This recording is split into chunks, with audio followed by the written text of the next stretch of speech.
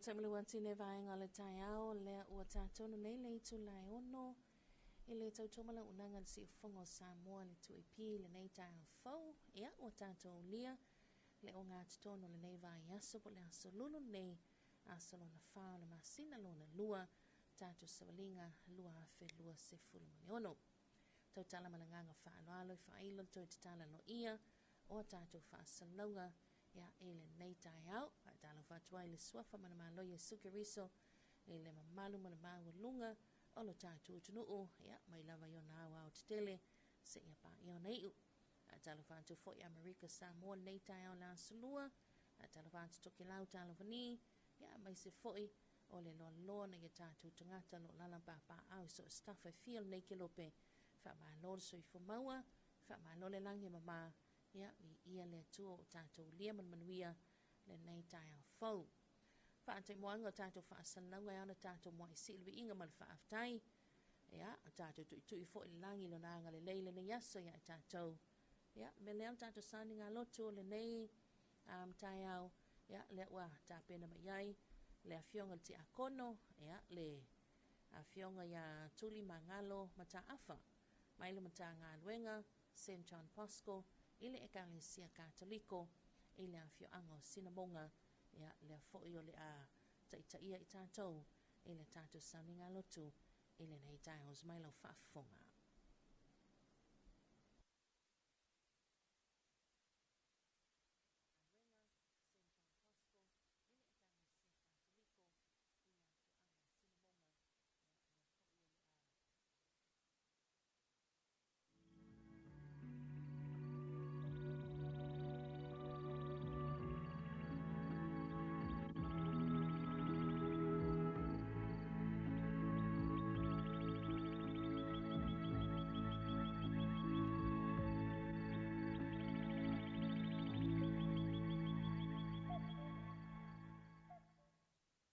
Samoa e mai se le tātou puleanga.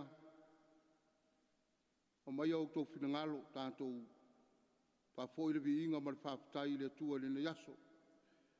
Lana tau singa alofa I lo tō soifua e mai se so mātou wola tātou talo I moana whamunianga ia Samoa. I le suafa o le tamā ma le alo ma le angang pa ia. Ameni. Te o tātou talo. Le tua lo mātou tamā fo I le vinga I lau fio I le au noa. Ono mea silisili o whapenao ne whaia mo I mātou le aso, ma le aso lo mātou wola. Mātou te walau I lau fio, o le lilo lava I lau silafanga. Lo mātou tāpenanga ma lo mātou sauniuni a wā, le wha moe le ne aso, a wā le Samoa ma lana whaafongang.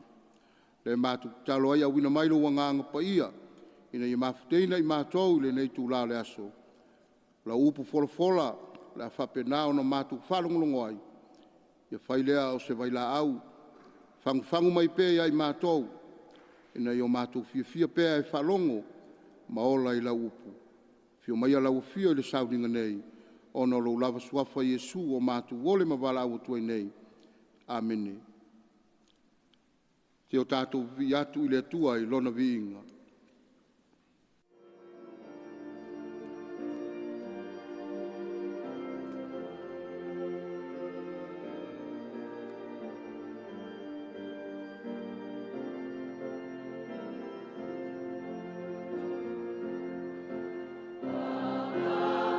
Oh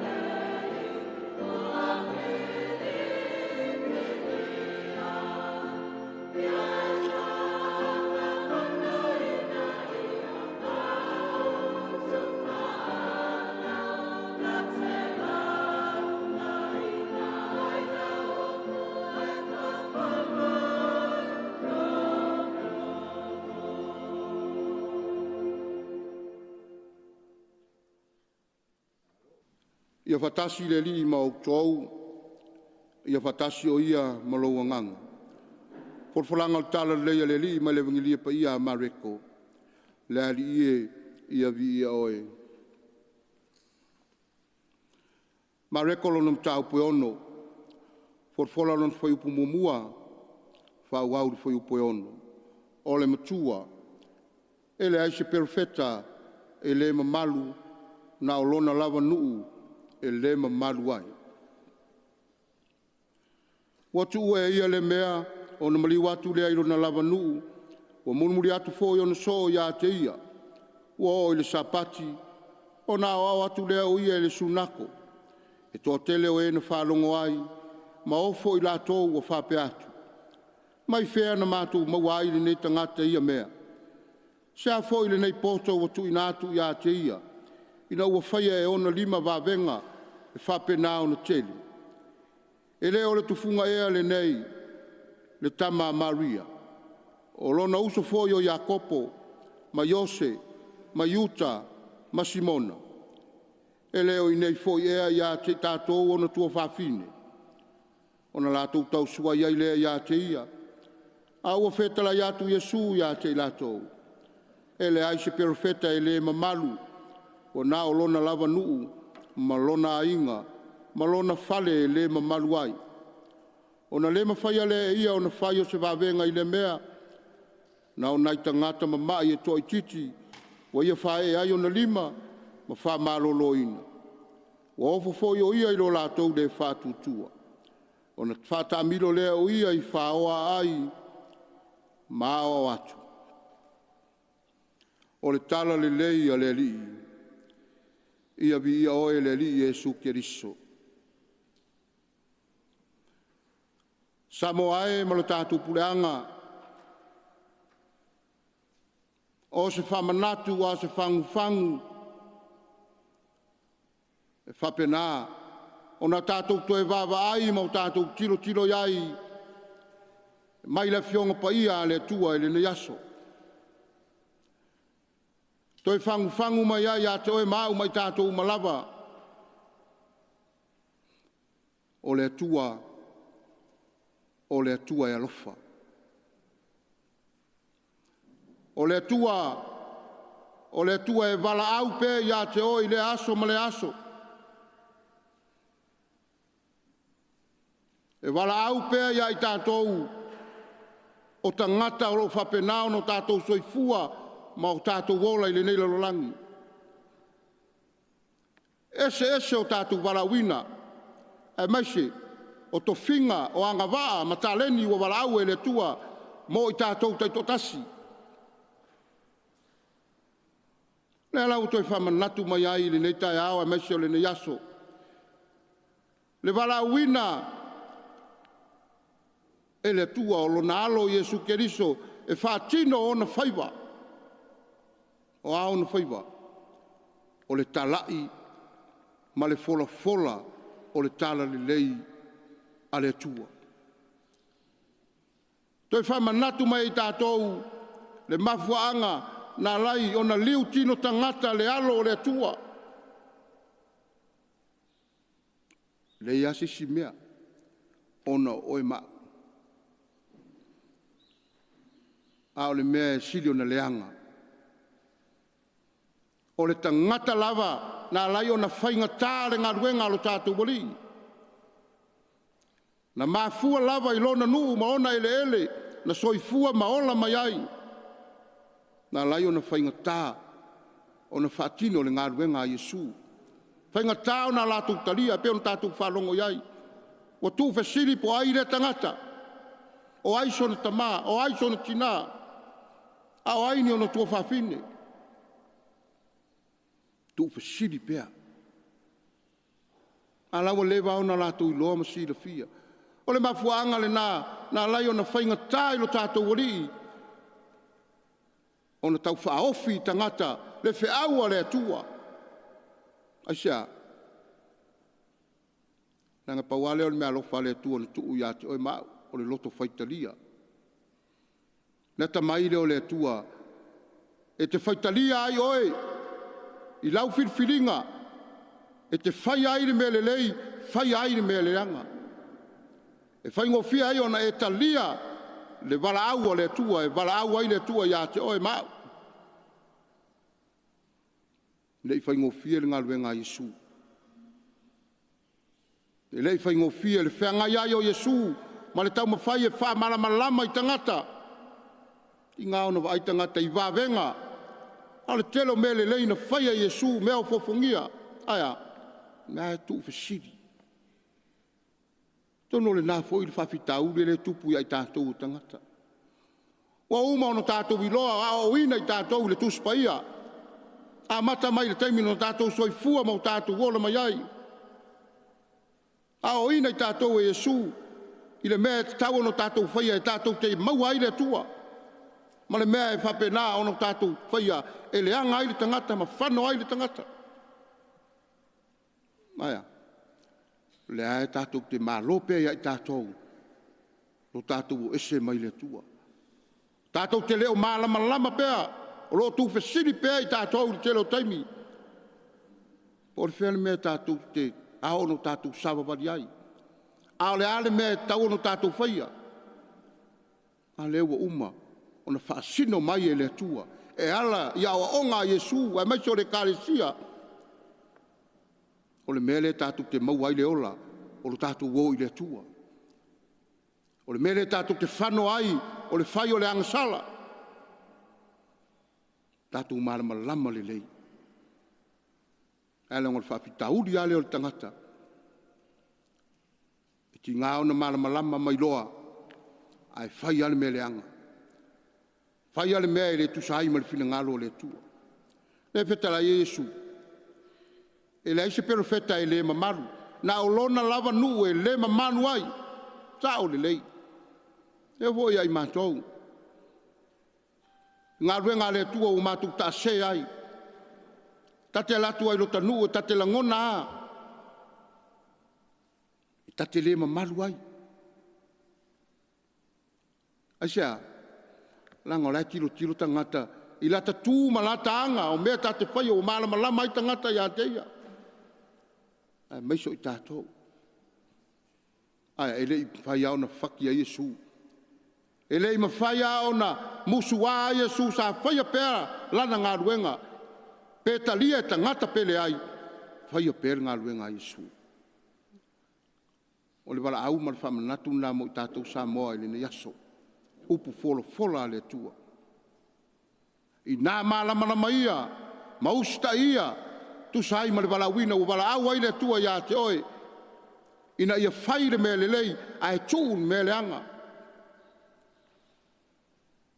E au tātou te whainga tā ina le ngā ruenga le tua. O ele nae, e te fia e soifua mai ola i le pōngi sā. Ma ele mālama lama, ia o tātou i loa le taui. A leo toi whamanatu mai e Yesu i lana evangelia o lana upu fola i lene yaso. Samoa e ma lau whāwhongwhonga. A wane i ngalo ia i tātou lo wala wina. Lewa ona wala au le tua ia te oe to fia oe le tā leni ma le anga wā. E meiso le telo me alofa le tua fuai mai mo i tātou. A o ina i tātou le tūspaia. E meiso i tātou katoliko le telo sakalameta. Awa onga le kāresia e whamanatu mai e tātou. Ma le e tātou te tūwhasiri. Tātou te le mālama lama lava. Ana whapea tātou te mālama lama. Tātou tumul whalsāle nei. Whapea tātou te mālama lama. E leo to iaini misa mani taua. E meise, o le mau aisa lele o sa iri solo i tonu si o tātou utulu. Au tātou malama lama i le tua. Mai so le wala au ai oe mau e le tua i tā leni ese. Whapena pe ono tātou maua whamuianga mai a te i. I ole nārwhi au mo i tātou rene yaso Samoa mai so le tātou pureanga. Uma ona whama malu le tua i ai tātou. A mai ai le tamari anga o le tua i tātou te soifua mo tātou wolai. O i tātou o tangata ola. O i tātou tangata e whai o tātou mawhawhau. Ina i o tātou i loa ona soifua maola, e tusa ai ma lona finagalu faamanua mai le atua i lenei aso e maise o lana upu o tatou tomatauina e faapena ona faamanatu ma fagufagu mai pea i tatou e mea e ao no tatou soifua ma o tatou ola ai amene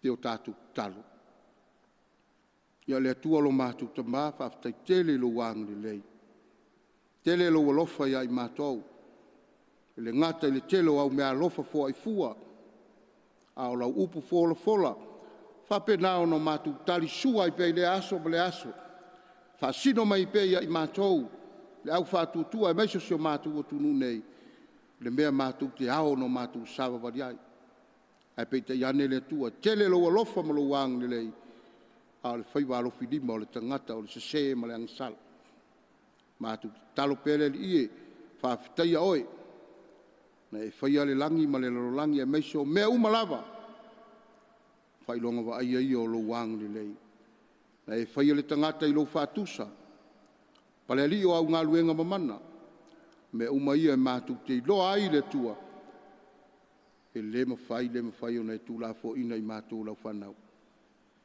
ae matou talo pea ma talosagaina tofai lau afioga le atua lo matou atua mamana faamanuia i so matou atunuu nei liligi mai au faamanuiaga ma ia faapena ona taumamao ma sio matou atunuu ni mala e maise o ni fetenaʻiga ma ni vevesi a o le malaga le maliu ma le oti ona o le tele o mau faalavelave ua matou vaaia i lenei lalolagi le atua puipui Samoa i lou agu lelei ma lou alofa faamanuia le matou puleaga faamanuia i so matou ekalesia e maiso le matou matagaluega ai matou uma lava ua faapena ona faafogafoga mai lenei aso i ai pea faamanuiaga mamana o lo tatou atua ona la matou talo le alii ua matou ole mo matou valau atu i nei ala atu iā keliso lo matou alii amene i le suafa o le tamā ma le alo ma le agaga paia amene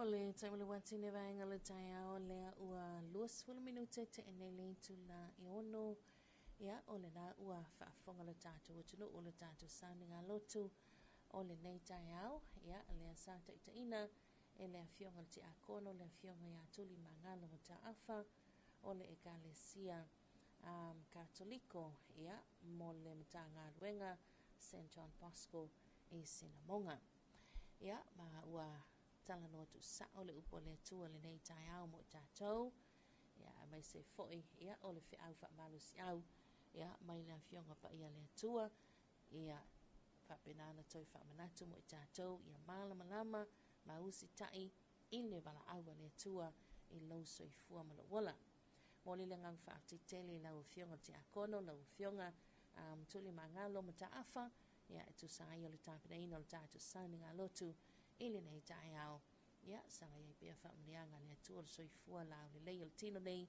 ia e sili le soifua whalenganga awa lava le tautuaina o lana whe au malana ngā luenga. Me inga le tua, whamai atuai le tātou sani ngā lotu ile nei tai au ia ona whawau leo tātou porkalame e pei ona masadia i tanga lava Samoa o so ora ori nei o mātou loto ia te oe le tua.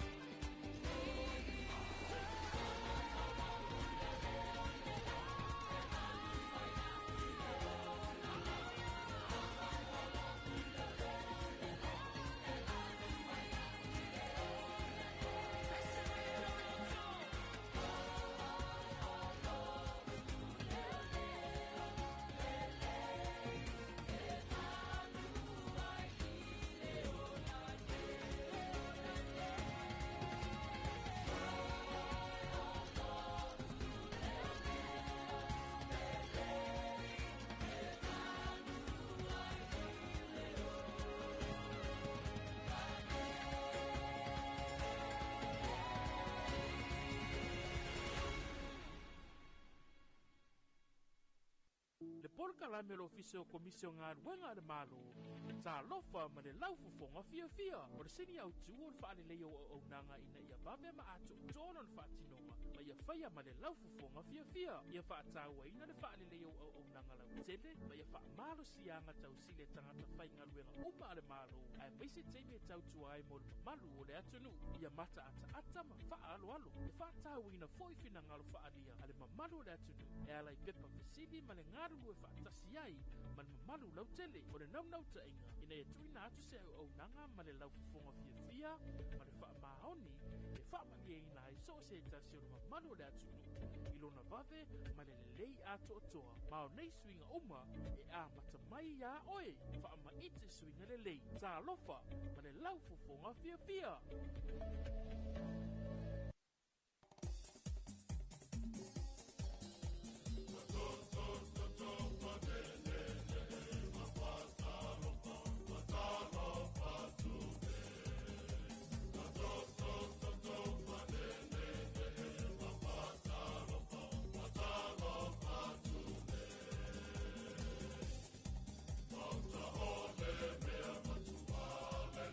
Le tamile wati ne vaenga le tai ao le o toi lua se fulu ma le fitu minuta le tuna ta leo le itu la me fitu ia o le o tatou a matalia tanta poklami tala lava Samoa le mai e fo yo vi ingo le tua ia e be ona pese na tu malangi ina e o pese ia sa lau tongia mo le nei fo i tai ao fa mai atuai ia le tatou sounding lotu ia e be ona fa fonga ia ilo tatou tunu o le autu o le nei aso ia malama lama mausitai i le vala aua le atua ia ua vala awai lo soifua ia o le pe awhaina misi ata o le tātou sani lotu wha malulua tu lava ia i lātou mai mo mai tātou Facebook ia whaima tau wha le tonu mai le tātou interneti ia a o lea lava tau mawhai atu ia ina ia mawhai ona maua ato toa tātou wha salonga pe ona iaile nei tai au a o le aso lulu lava ia ia o se aso ina a matango fie, o se aso ina a au le lei, ia o se aso foi langi le lei, ia o tātou mon mawina ile lofa, ma le anga le lei o lo tātou tua. Whātalo whatuai, ma toi o whalo whatuai, ia i le mamalu malpa ia o le tātou tunu. Whātalo whatu, mai o nao se i o naiu. Whātalo whatu Amerika Samoa nei tai o le asalua, whamalon so i fofulau, Talo whātou fōt whāwhanga mai tuke lau talo wani. Ia, mai sele loa loa ni tātou paanga. Ia, o lo lala pa au so staffa fia. Ole nei lon langi wha ma lo la wale soifua manuia. Ia, ma lo le soifua langi ma tafi le nei tai au. Ia, ia le tua. Upo la tunu o tātou wheloa i lumo nuu ai lo tua nuu. Ia, o tātou wheloa i fo i le langi ma tafi ai le o le tuluna o le langi. Ia, ona o lona anga le lei. Mo i tātou, ia, o le whawhangu oi ma, o le nei tai au. O ka se mawalunga le wawenga le nāle atua le usoi fuama le wola. Alo tātou iai lunga le tātou pukalame Talofa lawa Samoa, e le nei tai o la solulu, ia, o tātou pukalame whanga solo, o le toi kuata le fitu, ia, nei minute, e le o toi mamau. On tātou se mai lea antoi nātou le tātou reporte le tāna le tāu mo Samoa, ia, matoke lau. O le tāna fitu whawhonga maua le lua i whaasana tu tātou telefau mai vai whanua, ea, ma lona tui whaasana wina pe atani tu la valu e le tāo nei. Polo kalame whaasoa le tai au, ea, mai se o le tātou reporti mo le tātou maketi whungalei, ea, e le nei tai au o le asalulu.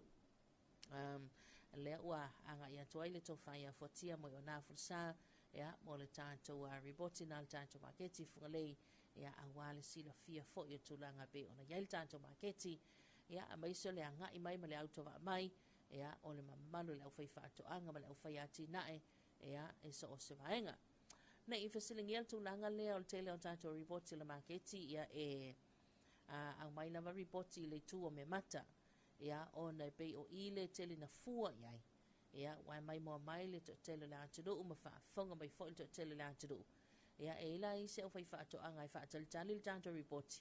Po le asta na mai o le maketi. E fua ina le au mai o le nauta pe le ai. Ia o le tūlanga na, a mai se wale sila mai o le tanto o tunuu, ma nai o tanto tangata. E fua wha pe nā pe i la ila, tato wolo lai, e lai maua kaukalo le makeki.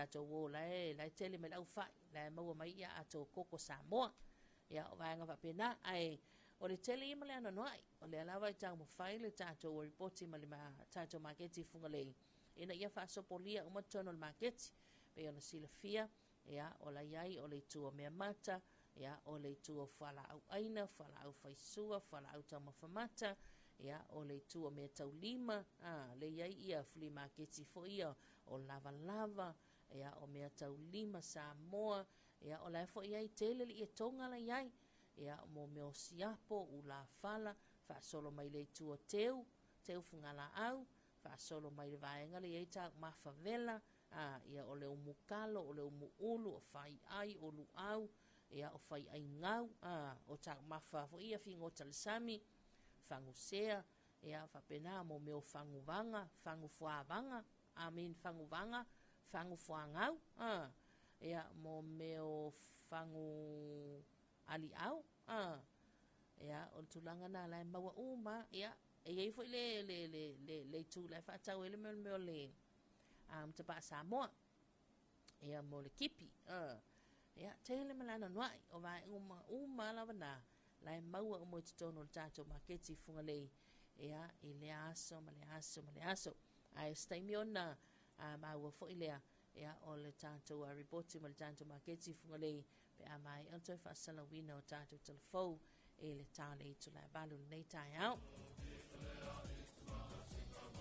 o le vai aso mua nei tanon to ia ele tele wa onga ia ilo tatou tunu vanga na private schools for ia sa ele vai aso se invite today but o le vai aso lava nei ia no winga le aso no tolu nei ia o le wa talu ona to ia onga le kwata mua o le native sanga lua feluas ful moleono Talofa toi fo inai whanau ia good morning tama matene ia ma no le la usul nei tai au te loa le tuanga le na iai le taimina te whawai ia o le o to ia ele a onga ia wa levo na ala lista mai titi ia sauni fai o onga ia o la fo wa levo na tapena nei matua na topito la au masani Talofa to matua ia ma lo la valo to titi fai tamal tapena ino na yalo ma whanau le a onga ia mai sei ia ele ma fai lava na tu ua fa mana tu pea mal tau longo tu pea tato fa salawa tau tu ana lava lo sa ngale mu so se vaenga i tanga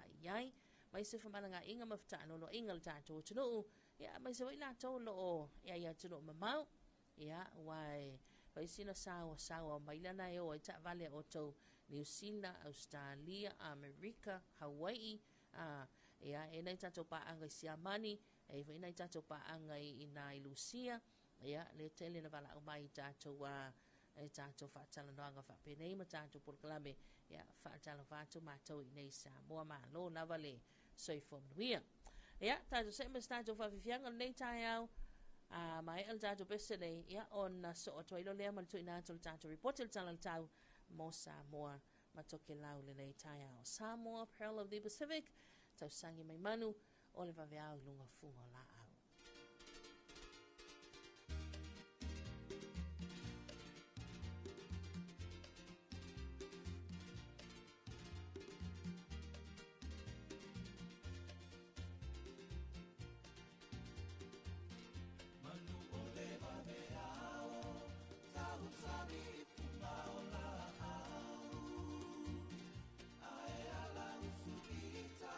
Ile faiba o mafaufa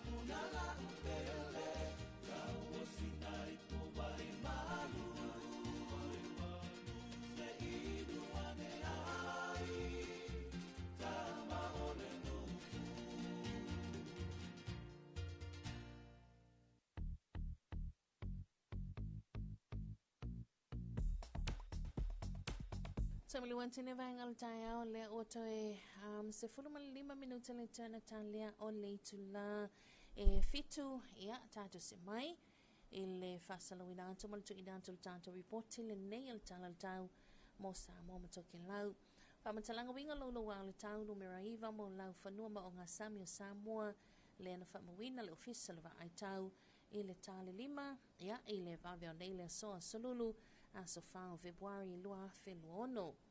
Whamalu sia labta ingo timunga mafa, whamalu sia labta inga molo longa, whamalu sia whautuanga o savili male losi, whamalu sia whautuanga mo o ngā sami. I whamaunga la tamai ata satelite o le tau, o lo watangi ai se vaenga whatupula I o whetaya inga, o savili matimunga lo ta otopela talata mai I Sauto Samoa, mauwiti ai I winga awa o masusu o le tau. O na o ia tulanga, o lo au maia timunga e mamafa ai pupu inisi o vaenga whapena I wila mawhain tili mo le so. O le ai maua lunga pia le awa noa a whiai vai tawhi mano whanga maua lalo I lo longa. O le isi whapoponga o awa savili e whaasolo ina malo losi, o le lai to lau savili mai mantu I sifo, whaata siai ma savili e whaato tau nisu teimi, o lo o whaa wau o na si itia le maua lunga o ngalu, e sili atu le lua te sima le lima po le lua ma le awhamita I o ngā sami ma ngata I whale o le atu no.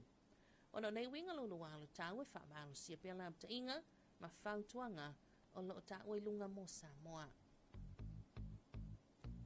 A whianga e ono alia e maiai e mamawhai timunga pua wa masise e awale no whanga maulunga ma e lolo vai no whanga I tawha te whaala. E ono iai ele le solo wha pia longa I vai tawhi no whanga maulalo e whaatau tau savili taimi e timunga mawhai e sau matatafe awa sami.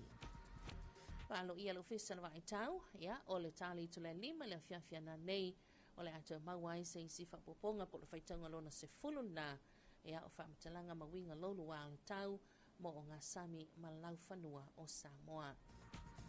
Very good morning once again Samoa. Here's our public and marine severe weather information number 9th, issued by the Samoa Met Division at 5 o'clock on this Wednesday early morning, today the 4th of February 2026.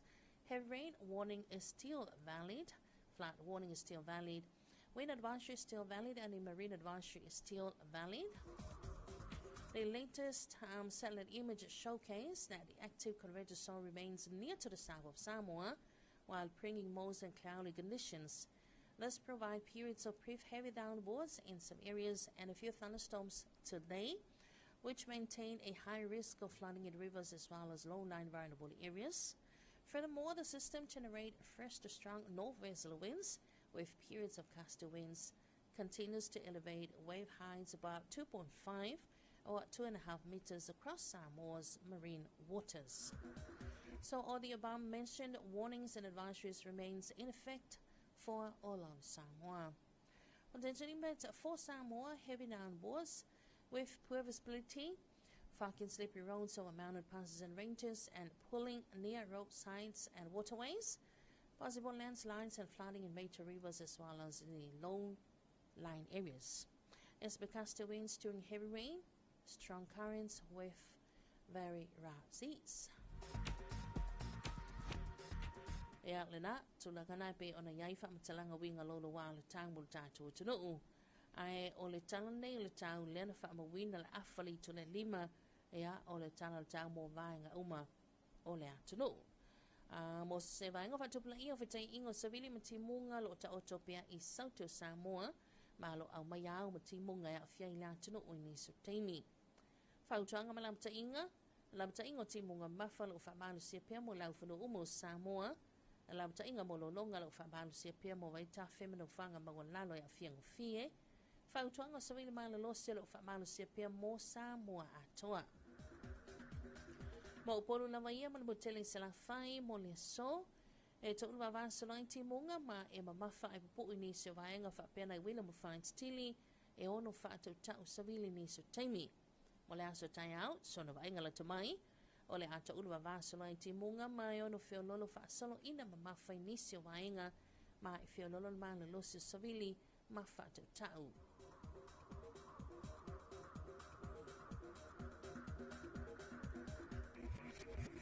Tala se mai report nil tala tamo o ngā sami mga te whale le antunuu. Le na whaamawina le afa lima le vaveo neisi au lia le valuanga le buana nei. O awa savili whaasolo ina ma le losi le lai to e lau savili mai matu o lo afia i pia o ngā sami o Samoa. Whautuanga mo o ngā sami o whaamanu sia pia mo o ngā sami uma o le antunuu. Painganinga te whale mo o ngā sami matu mo le so e angele to e lau savili mai matu tolu lima kilometer le tu la o ngā lumauma i lua me le afa mita le tolu mita le magulunga. Ai moa tai au, o le angele vai to e lau savili mai matu i sae e lua lima le tolu kilometer le tu la o ngā lua me le afa mita le magulunga. Painganinga te whale mo o ngā sami i saute mo le aso. O le angele to e lau savili mai matu tolu lima kilometer le tu la o ngā lumauma i lua me le afa mita le tolu mita le magulunga. Ai moa tai au, o le angele vai to e lau savili mai matu i sae e lua lima le tolu kilometer le tu la o ngā lumauma e lua i le lua me le afa mita le magulunga. Here's our morning issue forecast. A situation and active convergence zone remains to the south of Samoa, with associated clouds and rain affecting the crew at times. Advisories and warning. Heavy rain warning remains in force for all land areas of Samoa. Flood warning remains in force for all major rivers and low-lying runnable areas. Wind advisory remains in force for all of Samoa. For both Apollo and Hawaii, for today, isolated showers with a brief heavy force in some areas and a few thunderstorms. Expect gusty winds at times. And for tomorrow, isolated showers, possible brief moderate to heavy falls in some areas with fresh and gusty winds.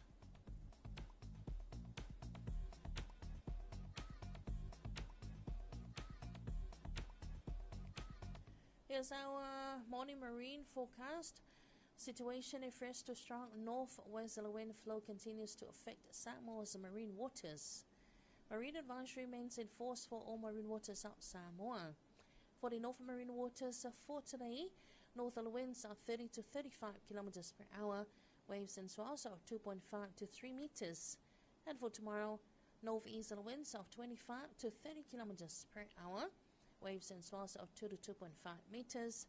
And for the southern marine waters for today, northerly winds of 30 to 35 kilometers per hour, waves and swells of 2.5 to 3 meters. And for tomorrow, northeasterly winds of 25 to 30 kilometers per hour, waves and swells out to the 2.5 meters. Painga malawala wa fifi mai le tala tamu tātou tunuu ia ele nei tai ao tātou wa malau whanua ia o tātou o ngā sami, tātou ngā te whale e pei ona whaamawina e le tāla lima ma le awhale tu le lima i le vaveo nei. Tāla wani toki lau malo lawa sui whomana wia mai as mai lo whaafonga o le reporti lanta mai le nei le tāla tamu o tau lena whaamawina le ofisa na wa ai tālu ben sula munu nei tāle ono i le vaveo le. So winga le tau o au savili mai mātu i sae o lo ofitia i lātu tu e lau. Tau whaafonga mai o au savili mai mātu i sae o lo ofitia i lātu tu e lau. Painga le tamu te lau whaamuta mai wāluanga le buana nei e awoi ni su taimi mana i timu whiololo whaasolo ina ma le losi savili mai mātu i sae o le samis i si whaasolo ni so painga yono tu atu o le awoi ni su taimi mana i timu ngā pupu o le aiai. Good morning and Talovani once again to now. Here's your morning forecast for you, and this is recorded at 6 o'clock on this Wednesday early morning. Situation most northeasterly wind flow prevails over Samoa. Focus minute tonight 4 Tokelau, cloudy periods with some showers. Monday to fresh northeast winds. Monday drowsies. Further over Tokelau, cloudy periods with some showers.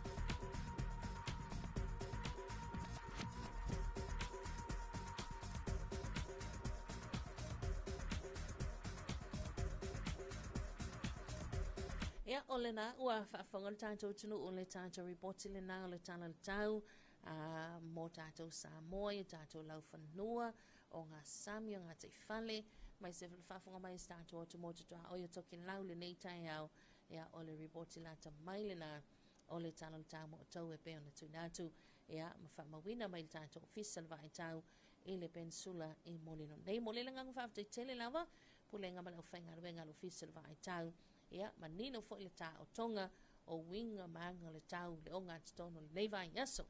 E le ngātou Samoa me sil whaafunga mai toke lau. Ia awale whanga solonga ia o ngā luenga matu te whaiwi ia le li. O le asa tātou iai le nawa yaso tona iato e maise na amatanga le neiva yaso.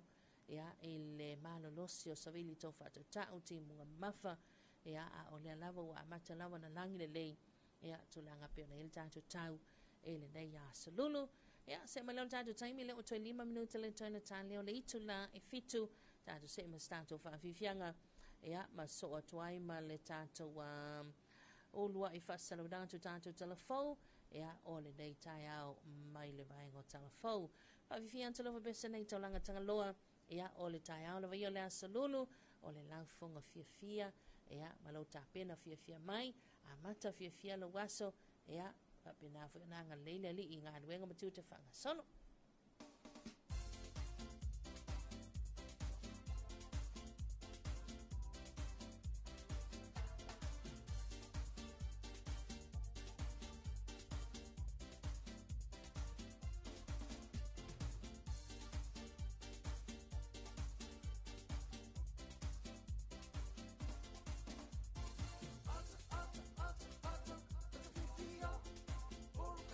Ole ata, ata fifia.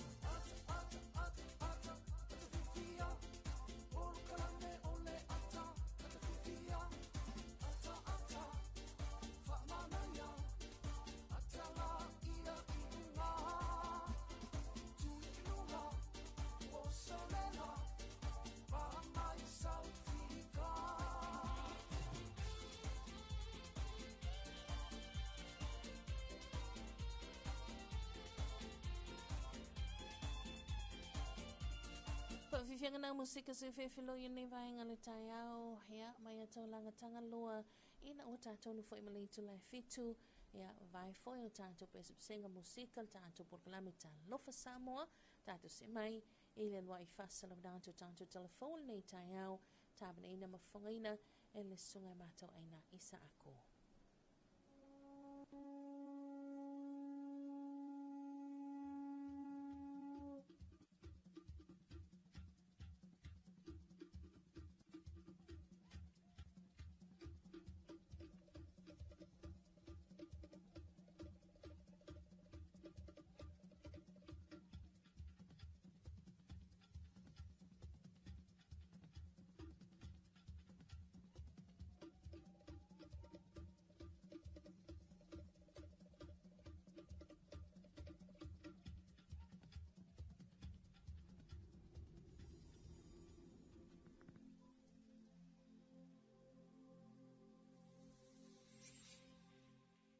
Talafalava o talafau mai vai whanua. Ua a matatapena I tu umale matanga winga le soifua maloloina ma na paanga e taria tui whalewalawe ma tui ia le tunu u. Mō pui pui ngau Samoa o toi alia e mai ai le vairasi e mafua mai I le manulele o le pea. Pepesia nea I manu ma awhi ai tangata soifua I le lalangi. O le whaai unga le vai aso na tuana I nei na li poti ai e le whaala potuputunga o le soifua maloloina. Le to olua o tau si soifua I initia o lo tau fia I mautanga singase, o na ua fia, ai le oilo tonu pe whapewhea o na mawai lea siama. Mo le sila fia o le tau senga ia feiwa se lau iwa se furu ma le valuna mua I alia e mai ai le whaamai. I le atu Malaysia, Filipaina, ma tunu u I saute se sae o Asia, o le lana lima I leo teimi ua pepesi ai, I le langi. Na sau noa lea fionga I le sui whaatonu sili o le soifua maloloina. I le whelo inga matusitala. E le ese lava unga le vai rasile nei mai le COVID-19, ma e mawalunga fo I le avanoa e maliwa si tangata, ai e le oia I si tonga fiti. O le Nipah virus I intia, e le va o le fast fulu, ana I le fitus fulu, le fatality rate. A whai e ko se fulu kangaka e a fia ai, e o ngō o a kurpo a fiku kangaka e mali liu, ai I le whamai le a pese whakaika inga whai ngō fia nga, e le o se whaamai la whaapea pepesi foilele o le talano atu, e le pe o COVID e apon le ai, o le Nipah virus, alang pepesi o you come into contact with bodily fluids, se tulo lava ia fe au vai po nisua foi saliva e anu tuna whapenga a mata mai le pea a fiai ia puaa pusi maile se tulo ia vaenga ia whapena leo na a fiai matangata soifua. Ina ua fisiringia I tūlanga tau pui pui ngau le tātou o tunu u. Na tā ua le a mata sila sila I le mata I tu wina o tua oi whaavau malo mawhi malanga inga. O lo iai pepa e whaatungu e tangata malanga mai le tunu u, e iai le vahenga na te tūsia I tunu u. Na iai I le tolu se furu aso, a e le I malanga mai. Ma a whai e maua ilo na whio initia, o ina e whai ai le fuafuanga, e ono whaano fu e sea. O le foi e ta oto le fufuanga e toi whatala noa ia le tato AA. Wa umana install le AA le keimi o le COVID infrared cameras. Infrared cameras foi e savali mea tangata la umfa ua pika up le temperature foi le o le tino. Ia whape lunga kua le kolus fulu kesima 5 degree le kosu fiku kesima 5 degree le me vena o le kingo ia ona pena fola ia na approach ia tangata le whatano. Polo ia inga singase o lo ave le tātou malo mo tonga fitinga I initia. Na sau noa tangaloa e le o iai lava sia a fianga tele, e le taimile nei o no lo o mata I tuwina le wha tele ngese o le pepese le wha mai. Ma ua fautua ina foi o tātou tangata, o lo o iai lea tunu uina ia aua na iai se avanoa e la talata I manu, paule o le awala e o noa a fiai. O fruits wa fie fe au vai po vai whapena mai I te ao lo whapea na iai le vai rasi. Ia o atula I o tangata tau mai, ia mai ma tau mawha ia ai le o mama o na fufulu, e lo mafufulu vai papena ia o na fia I foi la ia o la so I le virus o le faikekenga ma le mea leiga mo lunga le fatality o le Nipah virus I la ko e maniliu onga can develop o le o kasi o onga o le develop me ka o le severe acute respiratory syndrome o le SARI severe acute respiratory syndrome require ka to be ventilated. So, in other words, severe pneumonia, severe pneumonia, because koi kia kukusa ma de pneumonia. O le si o le Nipah virus, o le condition e ka o le encephalitis, o le sao le virus kong o le fai ai, ia maafia ai le whaofu foi le pui ai lo fai ai. O le afono le komiti whaafoi o tūlanga tau I le puipuinga o Samoa, mō nei tā penanga uma. O le temilawa na maua I le pūlenga o tinei mū ma whaalewelawe tutupu whaafoi se I le wala au mo se whisoswani I le tawhea ai o se alo talavou I sauni atu, na tari atu I lava le au whainga wenga, I le whaamue e te tau o na lawe I na la soifua, o la ngona ia na whaasoa ai le komisina o le tinei mū. Le a fwoi na ia awai I le ngatwenga sa ili na whaatino I le whai umale vai aso a o lolo wa I le tau. O lana whaatino ai le ngaluenga tu whaatasi leo whai ngaluenga manga I tu iei. Ia lena whaifoi o na maua ia lon tino I le dawa uli fwoi le sa. Ia tala ma le lusu whaitu la lena whaatino ai. Ta ua tele ia vanga nei le asa o fwoi no malu le fioanga te mali ima fai launga fa pe foi ia fa fenga tausi fenga taulangi in ta sangai na wa le stona ia malesa o vanga ia risa fuisa fa te ye no le sa le so pa ia malesa ta po ile le so na fa ye ni ngaluanga ya le sa talo ia le fioanga ina ia fai peona fa tinu ma talo le fioanga pe sa no le fioanga kom sino tanga lunga leo la towie si le firma I loa ia tua fale me tua mauta malawa la tu te loa fo ia ungo le vai pe ao ina tu le mai I loa la tu le taue iai Le tu ina mai le whaamaisenga le pūlenga e ala I le pepo whaamtalanga mo le ainga whaanoa noa o na o le whanua I o le soifua o le talavou. Le peoni sila fia o loo whailoa le ofisa la wa ai tau o loo iai pia Samoa I le vai teimi matangia ma e te tau o na whae tete. O le taimi nei o lea ia I lava ia tātou lapta inga moti munga mafa ia ma lolonga. E le te au ma ese ia tūlanga ia ona o lea lava e le ima mau ese atu ia. I mafu angana o lea ia la I lava ona wha malusia nisi o lapta inga. Ia mai se iwanga nā lava ua ma mau ese atu ma Samoa. Ia whatu a mautinua lea ma wha lea o ngā ina uma ia lapta inga nei. O le whaamua le teimi nei o le soifua ina ia malutia mai whaalavelave, ma e mawhai o na fo ia fia ngaungaunga, pe a whai e ngā lulu e whaatasi tangata uma.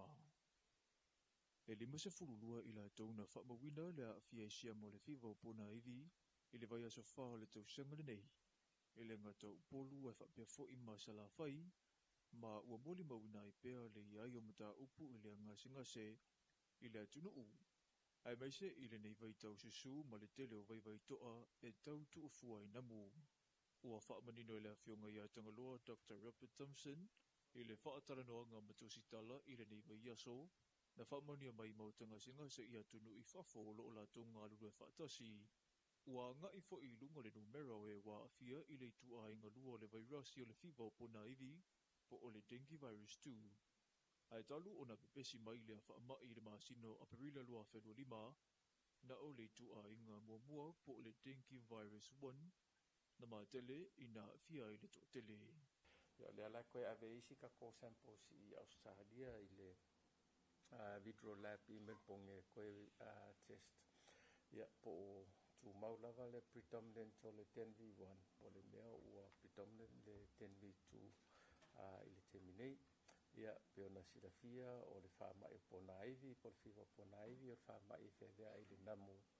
Ia a o lona ai le ese o ngā tōwhitinga tasi le vairasi e leai soga tofitiga ia ae faamoemoe uma ia tofitiga i puipuiga ia puipuiga masani pe ona tatou silafia o le faamamā lelei o tafafale i mea tautuufua ai le namu mai se lava i le namu species ia lua o le Aedes aegypti ma le Aedes polynesis. Whātua ama whai o na whailoa le le toi ai o le whaamai i Samoa pe a whai e mai a ne a solua se furma le walu. Mai le a suna maua i singa se muli ua le toi maua se tangata wa fia i siama o le whiwau puna iwi. E ese mai i le whiwau puna iwi, ua iei fo i singa se wa fia i o tatu tangata i le taimile nei. Le whaamai e peona iei le manawatata o le fulu. Ia, whapena whaamai e whewea i whoni inseti whalafua pe o le namu. Ia, maisi. Ia, ua vahenga mua i o tūlanga o tatou fulu.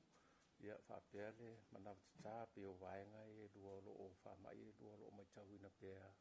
Mata i tū pea ele mtanga alwenga temi nei. O le temi nei, ua maise lava le manawatata i o mai tauina le amaka, le amata ona nga i lunga ia whamaumaunga o whainu mera o i lato wa afia, maise lava i whanawiti. O puipuinga mo le soifua manuia le o lo pese mai ei pea le mtanga luenga i lunga wala whaasaralonga, ma naborokala me whaalawiloa ma o le tarusanga le soifua malolo ina ia utangia ma mana ia mo se Samoa saunga le mu.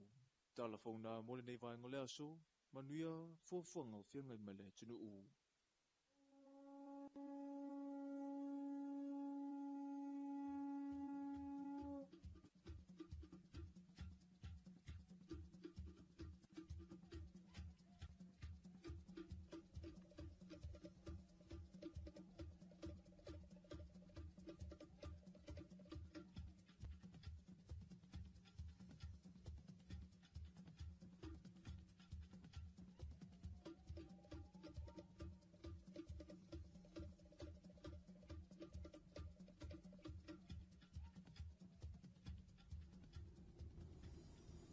Ia, o le nā ua whaafonga tātou tunu o i le lua i whaasala o nātou tātou Talofa mai vai whanua le nei tai au la solulu le a sata paneina ia mafonga i nātou le sunga mato ai nei sa ako mai le tātou Talofa team o lona toi whaasala o nātou tali tu la valu i le tau nei ia a o sona whaapoponga tali tu la lima i le afiafi o le so.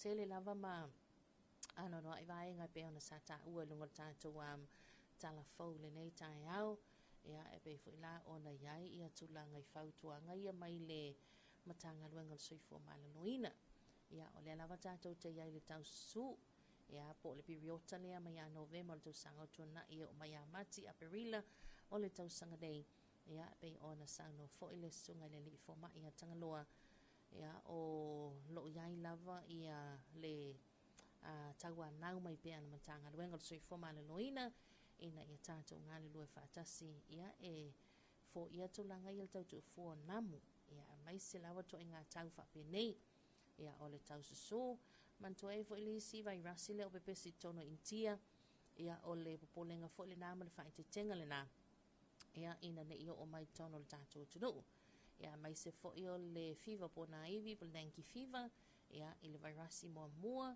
ia a le fo wa iei ma le vai rasi lona lua ia whaafai numera na ia whaafai ngofia na sila fia le tātou tunu ia mai se lawa le a puti ia o le soifua nei mātua mai se nei whanau ia mai tātou uma ia mai se fo ia le otoi au mai whaafautuanga ia a le komiti fo ia whaaflave tupu whaafose im whaaflave mātu ia pei ona saunoa ia le fionga le komsina o le tine mu ia le fionga a tanwasa pe tone maunga ia o le ave lava le tātou whaamua le tātou sango le mu i vaenga uma. Ia mai se fo ila ua mautinoa ma nginga i lunga penga te wha ilangi. Ia le talavou, ali talavou le sulwalu tau sanga le matua. Ia le ana whaoa lo na ola. Ia ona o tā elenga i le asasa. Ia mai se tulanga wapena ona o lea tātou te iai. Ia i fesoia ingo le tau. Ia ma le tele lava ma le ana noa i oniso vaenga pe ona iai. O le vai aso fo ile nei le ana tatala lo ia ai ia le fale tau o loa a le tātou malo, ia le ala wa I lalo le whaamalumalunga, ia a le matanga ruenga o whaatoanga ma whainga whaiva, ia le a tele I nai no, ia o ka se tele a manaia, ia o nei neia tina e o le tātou tunu. Ia a mai saltulanga fo I lea lena, a sia fo I lea fionga te itai le malo, le fionga le li bāle mia, ma le kāpeneta, ia le no fuanga I tawha ingata lea e la fua I la pisi, so o se tu ai ngā la pisi, ia ma o se tulanga fo I wasila sila te itai le malo, ia ma lana kāpeneta, ia I se si whai ngai whai ai, a wai pe no fuanga lea tapu vai tasi uma lava iai, ia so o se tu ai ngā la pisi vai ane le tai au ma le whaafunga mai, ia lea la na sia le amatanga le vai aso le dei, ia o le fo I la ua sila sila le malo, whaata oto tulanga pe ona iai, ia ma fua fuanga, ia a wāl toi whaalelea, pe whaalau tele, pe toi whaalelei, a puani si vaenga, ia pe whaafou, ia pe sui sino fuanga, o vaenga umana, ia le ua sila sila iai mata pena iai, ia lo tātou malo. Ia o lo o whaanga solo foi, le telo tulanga I whamasinonga, ia ma le awa mātou ofisa le whaafsanga I tonu lava ma le ofisa whamasinonga, ia o le foi wa amata na tumu talo na toi amatalia, ngā luenga, ia a le ofisa whamasinonga, ia whamasinonga foi a soli ngā tula whono lau tele, ia mai se foi whamasinonga whanua masuafa, ia a le foi toi amata, ia ngā luenga le ofisa whamasinonga. Ia ma le foi amata le tele o nofo, o mataia sa whaatirina le whaiunga le tau sangan se mvai au tenei. Waina I te oe toi foi New Zealand le te au mau New Zealand, Australia, mai se atunu. Ai ngalo na restala su mai restala lo swafa matai. Ia ne te ua ngalo ia te oe. Ia le tulanga tau le na. Wa po le a le whaalangi mai. Ia o le a lo swafa matai. Tu lo fo I swafa. Ia ai a le resitala ina. E le mawhai anu whaangaina lo swafa matai le na. Ai se wanga na ua maui whaamaunga. Ua mai ana restala. Ia ska mai kupe a kongi ke. Se wanga na ua mai ana restala lo swafa mata maui whaamaunga le whaamasinonga. Whaatu la whonoina le whaongaina lo swafa le na. Ia mai se lava na ia tātou tangata ia lalambapa ai tunu mamau. Ia ona o lea tele sa toi foi ia ai whatu a umanga luenga le malo le asa spululua o le masina lena te anei. Nei te ilawa toi foi toi tele. Ia ai le whaatino ina tulanga tā ua lava le na. Ia o le resitalaina o lo swafa matai. Ia whaatalo whantu I le whaatalo whantu le sunga ia Liu Livingston. Ia malon malon ngā lulua le lok mafuta mai Las Vegas maselato ainga kaples whaatai tele manuia lo waso liu. Whaatalo whantu fo le sunga I o se fatu la wano. Malo la wat soi fo manuia le nei tai au fo. Manuia lau tiu te alo fatu. Ia le alo mafuta mai Hamilton whaatai lo sunga Joes. Manuia fo le nei tai au. Ia a mai se fo ia o mai ila mala au alapi. Ilunga le tato YouTube. Matustu singa wha alapi iau te lei loa po o le ale le wha Samoa ina. Ia o tustu singa wha alapi pe wha Spangiolo le sa wailunga. Ia lafo mai lau wha tustu sia. Tulanga pe nei lau wha talo whanei tai au po ni awalo wha anga moni. Ia ina iau ainga po na iau tua a ina I Samoa. Wha talo wha toi fo I le talo wha anton tanto por kalame. Ia le sunga ia lia sunga ia lia masalato ainga. Ia le lo mafuta nei tai au good morning. Ia malo lava soi fo manuia. Malo fo le lange mama. Tado se mastanto fa fifianga ina ua lua sol minuta leo te inei ia le itu la e fitu I le nei tai au. Sau malua le tai au.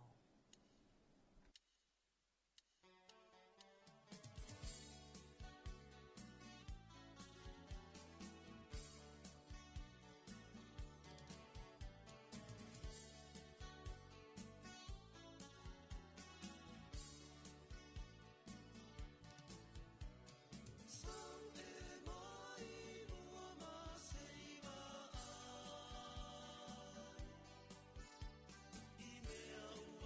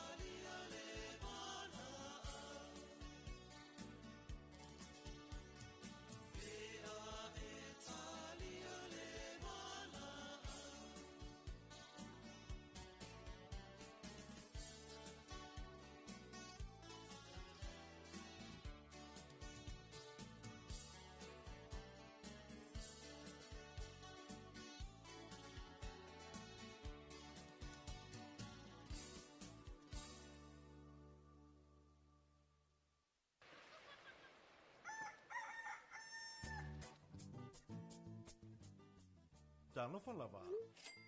Yes. Ua si tia le tau fesuia inga o tupe wha amamoli le Western Union. O lona winga ua whaateleina tupe tala. O le a whaitijia tupe wha o ngai lafo mai ai. Ai te le o le a talaina. Ha whea nei le ofisa le #1 currency Western Union pe wala au mai i le 250 mo nisi whaamtalanga i suinga maua e o taua fesuia inga o tupe a le Western Union.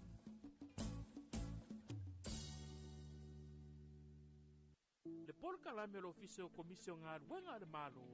Talofa ma le laufufonga fia. O le sini au tu o le whaare leo o nanga ina ia babe ma ato tono le whaatinonga. Ma ia whaia ma le laufufonga fia. Ia whaataua ina le whaare leo o nanga lau tele. Ma ia whaamalo sianga tau sile tangata whainga ruenga uma le malo. Ai maise teime tau tuai mo le malu o le atunu. Ia mata ata ma wha alo. Le whaataua ina foifina ngalo whaalia. Ale ma malu o le atunu. E alai pepa fesidi ma le ngaru lue whaatasi ai. Ma le malu lau tele. O le nau tainga. Ina e tuina atu se au nanga ma le laufufonga fia. Ma le whaamaoni. E whaamalia ina e so se tasi o le mamanu le atunu. Ilona vave ma le lei ato otoa. Ma o nei swinga uma e a matamai ya oe. Whaama ite swinga le lei. Talofa ma le laufufonga fia.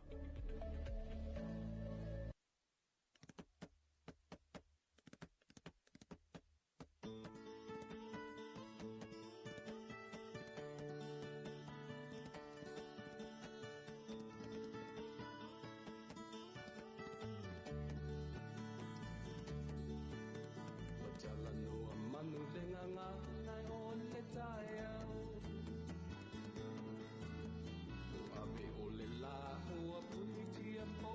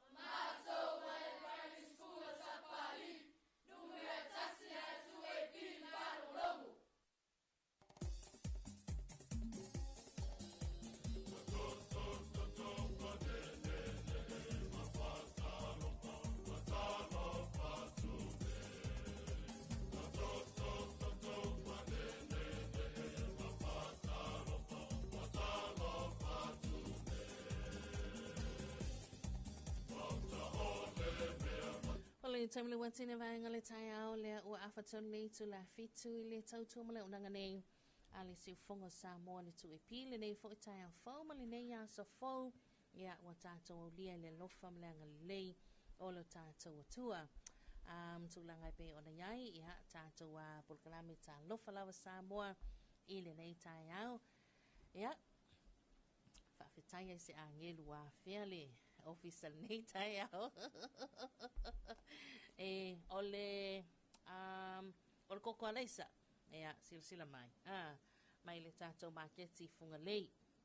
Ia, manaia. Whawhetai lava le fōai, whawhetai le ali. Ia, pe ona whailo le tātou pukalame le tātou maketi. Ia, pe a mai ele toi whasalawina o tātou telefon, tāli tu le valu. I le tāo nei. Whaatalavantu I le whalitua ia Oriana, se ula whai o loa. Ia, mai se ole sunga se ula. Ia, malino whaalo na mafuta mai lātou I nai. Ia, I nai California, I Amerika. Ma lord sei fomanuia. Ke whai akore a ngeru lewa mamafuka. Ia, sila sela mai. Mele ta ula pangikeke whai antena. Lewa maua malipangikeke whai antena. Panikeke la poto. Ia, malikoko alaisa. Ia, vai. Ma nei o la poto, la umi. Eoi. Ia, whaaftai tele lava angel. Whaamanuia lava lea tua I lau ato. Ma me tango ia iau 5. Me palo iau whalaua. Ia, whaamanianga umana nei aso. Eoi. Ia. O le tulangana. Maua lava lau maalu o le tai au. Ia, o mana o teiloa. Ia, wanga le lei mai le angelu le tātou whaasoa le dei tai au. Ia, wa o le aso nei. Ia, o le aso au le lei. O le aso au le lei, le aso nei. Andara wanto le sunga le liai. Ia, aso alofa, good morning. O a maila o fionga ia. Lia liai. Ia, manuia la whaaftai le anga le lei o le tua. Whaaftai mo le upu fola na saunia le whaafengainga. Ia, manuia polkalami whaanga solo whianga ia lo whaatu manuia lo aso. Ka place whaaftai tele li liai. Alo whaatu. Ia, mai so leo sea Oriana msalato ainga. Ia, manuia tele ne yasa sis lo whaatu ma utau. Alo whaatu mo le sunga ia Viliamu tole afoa, good morning. Ne alo mafuta mai melepone. Mi Australia.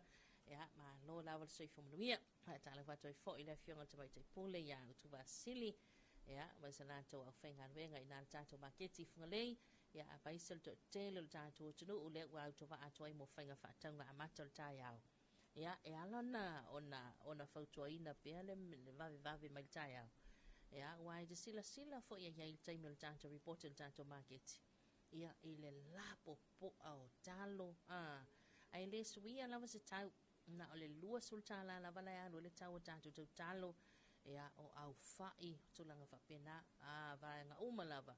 Ia, anga iai au whanga whataunga. Atalawantu le sunga ia Michael Siaki. Ia, ma le whaletua misalatu ainga. Ia, ma lol so I whamanuia brother. Wa mai. Ia, manuia lava I nei le pensula wanu. Sunga Michael. Ia, stasi o tātou suisinia sa iai le tātou vaenga la maketi. Ia, pe ona iai. Ia, alofa tele atu brother mo oi ma le ainga. Manuia tiu te mawhaiva. O le nei aso. Ia, ma se ole uso ia fam. E nai hasty. Ia, ma lo, good morning fam. Ma lol so I whamanuia. Ta alofa fo ile uso anu lua. Ia, ma se lanto ainga le boteli se la whaine tātou paanga sa vai. Nai ta mama nai tina. Ia, ole loa le tātou paanga sunga I whawhianga inga ma lanto valtua. Ma lord so I whamanuia. Ta alofa toi fo I ma le tātou polkalame. Ele no whanga le o mātutua I poloto le boteli se la whai. Mai se vo I mapu I whangalele I tuma nei. Ia, ma lord so I fua lau le leile nei tai au. Ia, te utau mātua. Mai se olo senga nai tamai tai tapo sa mai la tau uma lava lo ngā lue wa tau siena o nai mātua ma lo le tau si amia o tau na ngā lue ngā le leia lo tau whaia ia te le lau fo I wala wha I tai au ta pena le ma luo le tai au ma vanga uma a talo wa toi fo I le fionga ia tau tuunga ia ma le whalitua ia Patricia ia ma le no whaalo I nai vai lele ia o le o ta pena o ile wa anga mai lunga la tele ia ma lo le usu ma lo fot fa man lo si mai nei tai au o le mana yel taimi nei ele ilonga lava na poloka la wala ia ai e te anga I mai loa la tala le valu fa solo atu tu le valu anga I atu tala I va mauti no a ia o mau o poloka a wa le o toi a ia o nga nai fa nau ia pe o le si vai nga na a tala wa toi fo il mutanga renga le leo ia la to tu find ngol tele ia ma lo na vol si fo ma via ma lo leusu si vai nga sia sa fia ngai nga luenga ma tu telefon po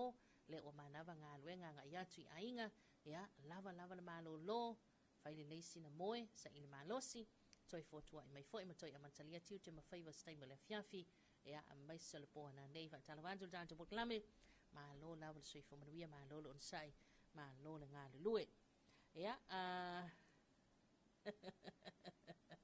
ia fa tai mai ko o le fo I lo o malolo ina la volto ino la manu ia alo fa tele mo oi male ai ngan nei tai au ma via tele nei aso ia mai se fo ele sungal fa finga nga va tele vantu ele sungai le to ina ia le sungal fa finga nga ia ta e mal fultua ia mai se le kale sia so fitu ina isusenga ia ma lo la vol so fo via ele nei tai au ia fa tele vantu ia manuia tele tiu te ma fai vai pe oni ai ia le nei foi vai ngol so la tau via se ma valu ante le oto lua sultasi ma le alfa minuta le tuen tale le tu la valu ia tato se estato fa fianga mai le ove bese se ula sa ila lio tunai ia ma fa fianga nei lo tai au manino le nei Samoa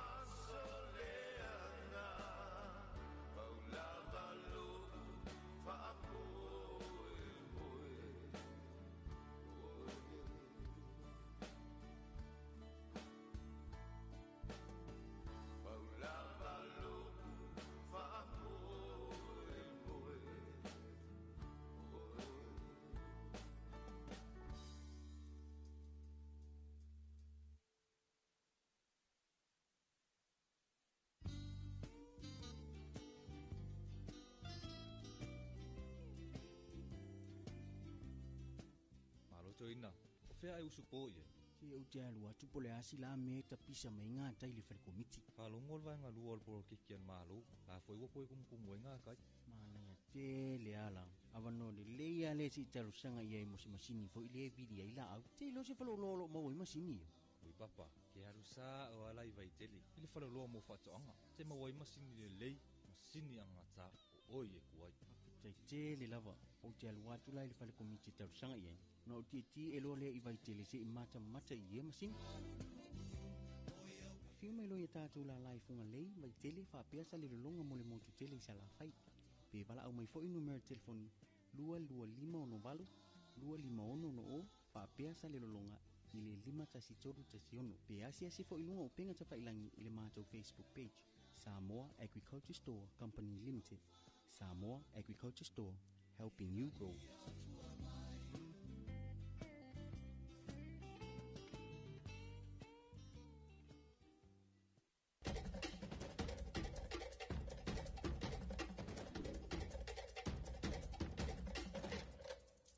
Mai mo ma fa fonga le polkalame fa ingo ina ole logo le tawa fiafe ile a fale o le fiafe a so fua a so lulu ma so fala le wa so tase o fa sala ma fa pisi nisi am tanga wenga fa la pot potonga company ma pisi nisi fa be foi fa silanga fa la tele ai mai se lava o fa silanga ma balu le atunu o le atu fa to se u mai le nei polkalame am taina le nei polkalame le so luas fu fitu le masina o ke topa lua fe luas fu riba e lungo le tv va ma le 2ab le tipo forma Samoa.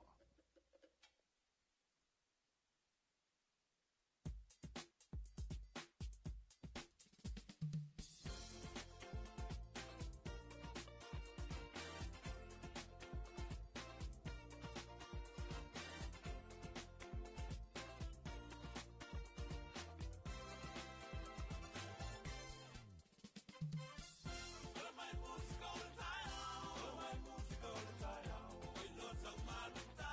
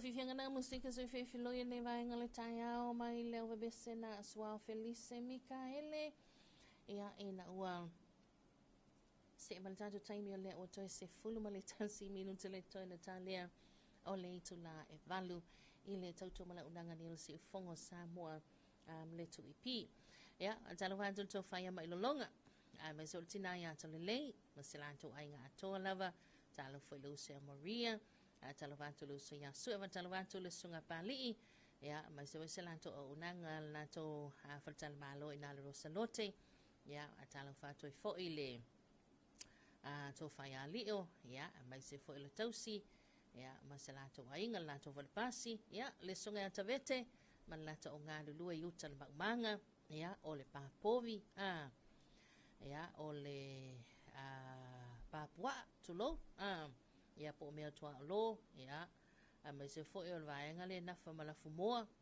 ia pa Talofa to malo la sui fo manuia le tai malo le usu sunga sale sam salanta o fenga wenga sale longa ia la to valpa la to wafle ainga ia good morning lon sui fo manuia le tai au ia mai se Talofa to le young fast food in hai vai tele tai Talofa le sia fola la to o nangal sunrise fale ainga le sunrise ia Talofa to le tai au ma lo level sui fo manuia mai se fo ina tato up ta vale o le wa ma fa pisi mai ya lunga le tele ia ele nei tai au la to wia e ni of sili le sa to ina bai ia po le sa o la wal tai mi le tu wa ya onga yes o le na ma o le sa no anga le fionga le tai tai le ma lo le fionga le li ba le bia ia ta o to le fo fuanga fo ila le ina ia va vena toi amata onga ta le valu ia e pe ona masania ia so la ia on o le tulanga fo ile ina ia va ve ona va vena tu ual fa na vol ta le tasi ta le lua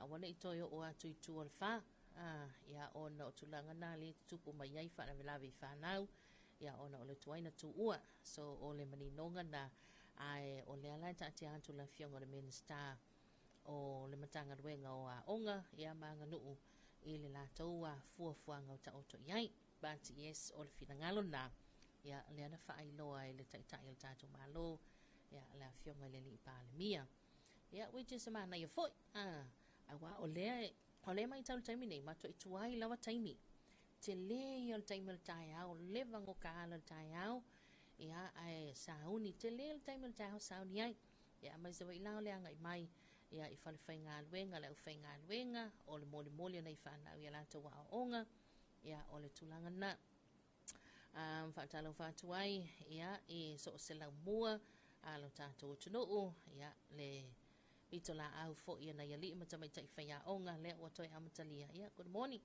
talo whaatu le usa ia Nora ia masalanto staff ina le primary school la wainganga ia malo le usu ia mai se foi fai o leanga ia tuna e sila atu tu mai nei tamai tifo inga ia onga ia malau papalai kusi ele stop ile spito ia kusi ele ko ile spito ia Talofa lo no winga na ua amata ona fatino ia la tau tiute ia ilunga le ana tele e pe ona ia ile nei tai au ia Talofa toi foi le uso ia mei ia mai se foi se la tau unanga le Samoa Commercial Bank ia malo le usu malo la wal on sai malo fol fa ban lo simai ele nei vai ngole tai au tatu sempre santo fa vianga ia ona fa wa wa ile tatu fa soa ele nei tai au bye you boys salumila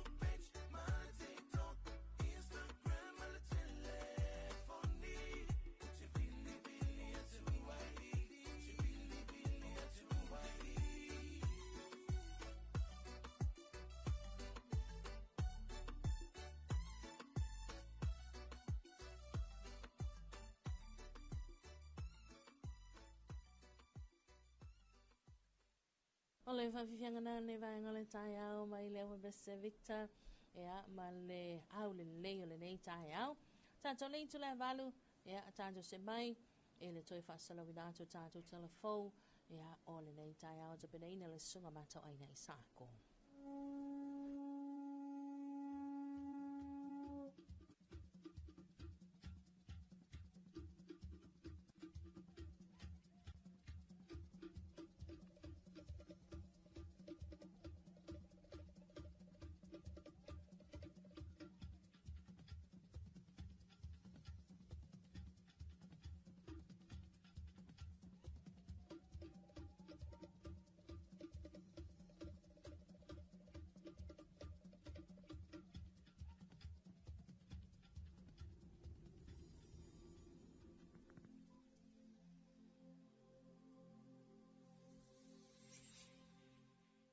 Talofa lava o talafou mai vai whanua.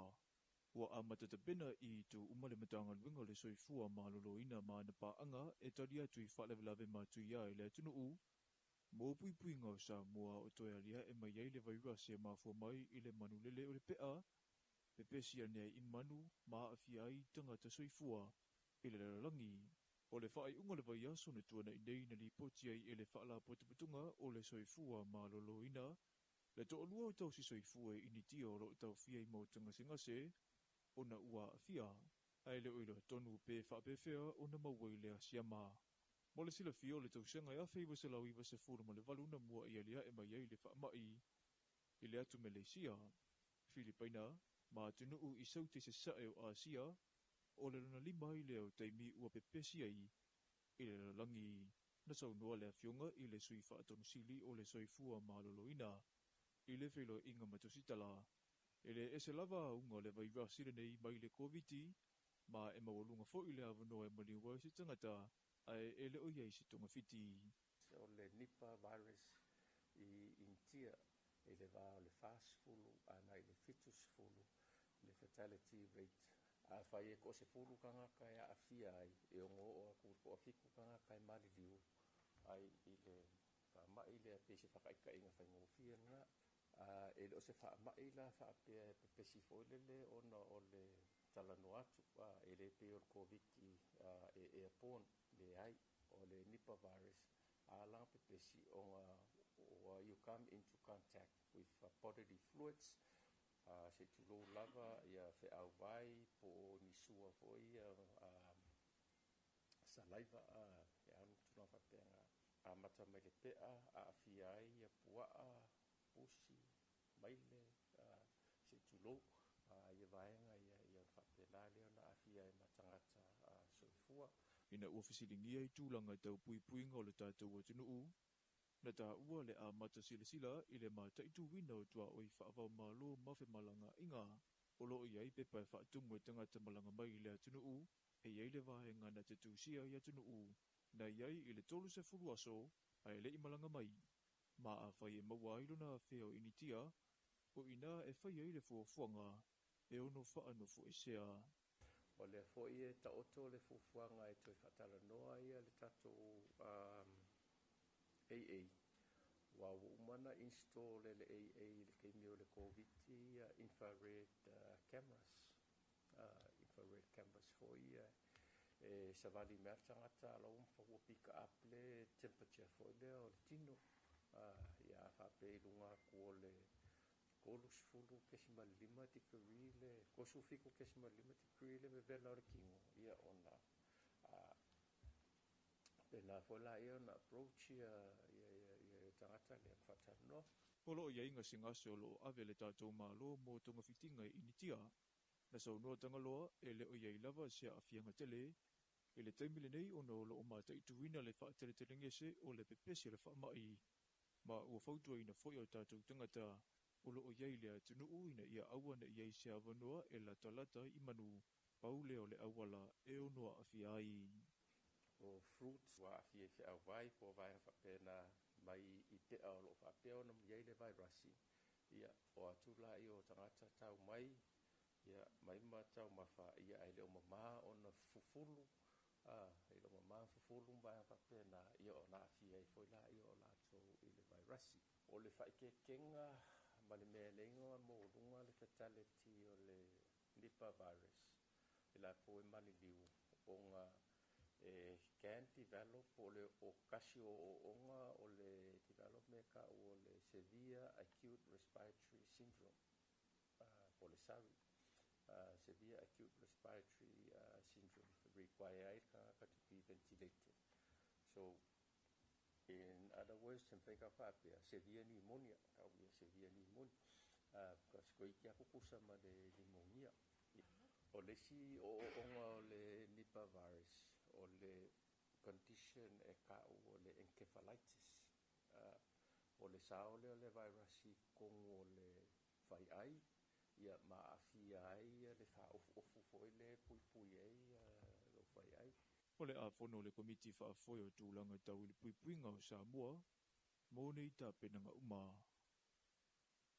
O le temilawa na maua i le pūlenga o tine mū ma whaalamelawea tutupu whaafoi se i le wala au mō se whisoswani i le tawhea ai o se alo talavou i sauni atu na tari atua i lava le au whainga wenga i le whaamui e te tau o na lawea i na le soifua o langona ia na whaasoa ai le komisina o le tine mū.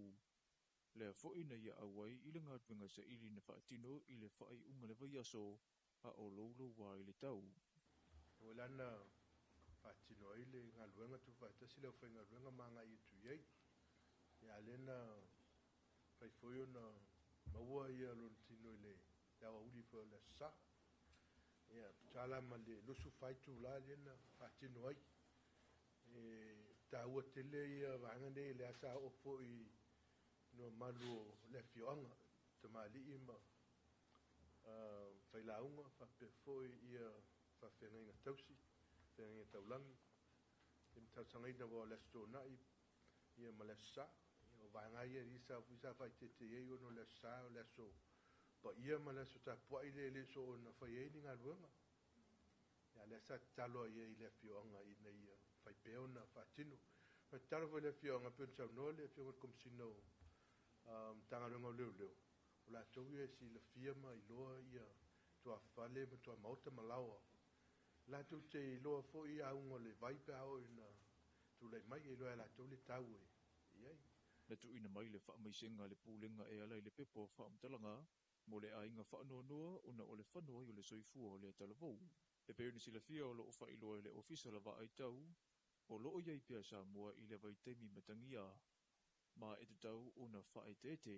O le taimi nei o lea ia i lava ia tātou lapta inga moti munga mafa ia ma lolonga. E le te au ma ese ia tūlanga ia ona o lea lava e le ima mau ese atu ia. I mafu angana o lea ia la i lava ona wha malusia ni se o lapta inga.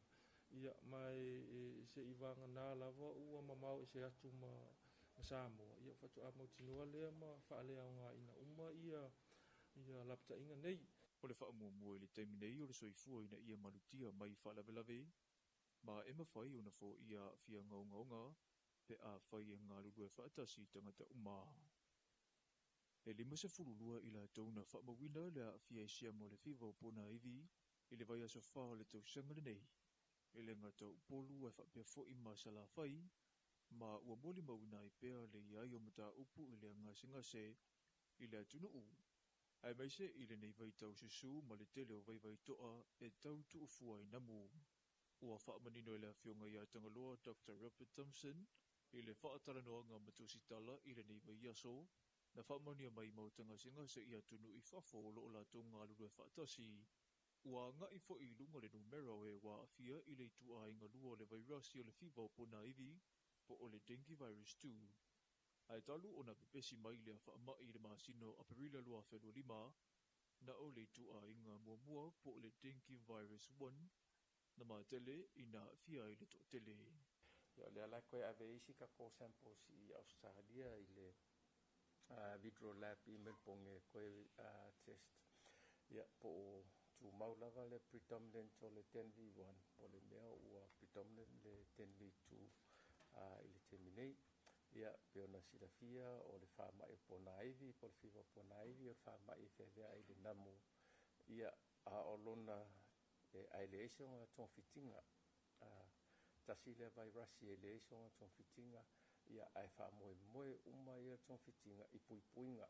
Ia puipuinga mahasani pe on tātou silafia o le whamamare le o ta whawhale. I mea tau tuufua I le namu. Mai se lava I le namu species ia lua o le Aedes aegypti ma le Aedes Polynesius. Whātu ama whai o na whai loa le le toi ai o le whaamai Samoa pe a whai e mai a nea solua se furu ma le walu. Mai le asuna maua I singa se muli ua le toi maua se tangata wa fia I siama o le whiwau puna iwi. E ese mai I le whiwau puna iwi, ua iei fo I singa se ua fia ai o tātou tangata I le taimile nei. Le whaamai e peona iei le manawatata o le fulu. Ia, whapena whaamai e whewea I whoni inseti whalafua pe o le namu. Ia, maisi. Ia, ua vahenga mua ia o tūlanga o tātou fulu. Ia, whapea le manawatata pe o vahenga e lua o whaamai e lua o mai tauina pea. Mata I tūpea ele mtanga aluenga teminei. O le teminei, ua maise lava le manawatata ia o mai tauina le amata ona ngai lunga ia whamaumaunga o whainu mera o I lātou a awhia, maise lava I whanawiti. O puipuinga mo le soifua manuia le o lo pese mai ei pea le mtanga luenga I lunga wala whaasaralonga, ma napolo kalame whaalawiloa ma o le tarusanga le soifua ma lolo ina ia utangia ma mana ia mo se Samoa saunga le mu. Talafona mo le nei vaenga le aso, manuia fuafuanga o whianga I mele tunu u.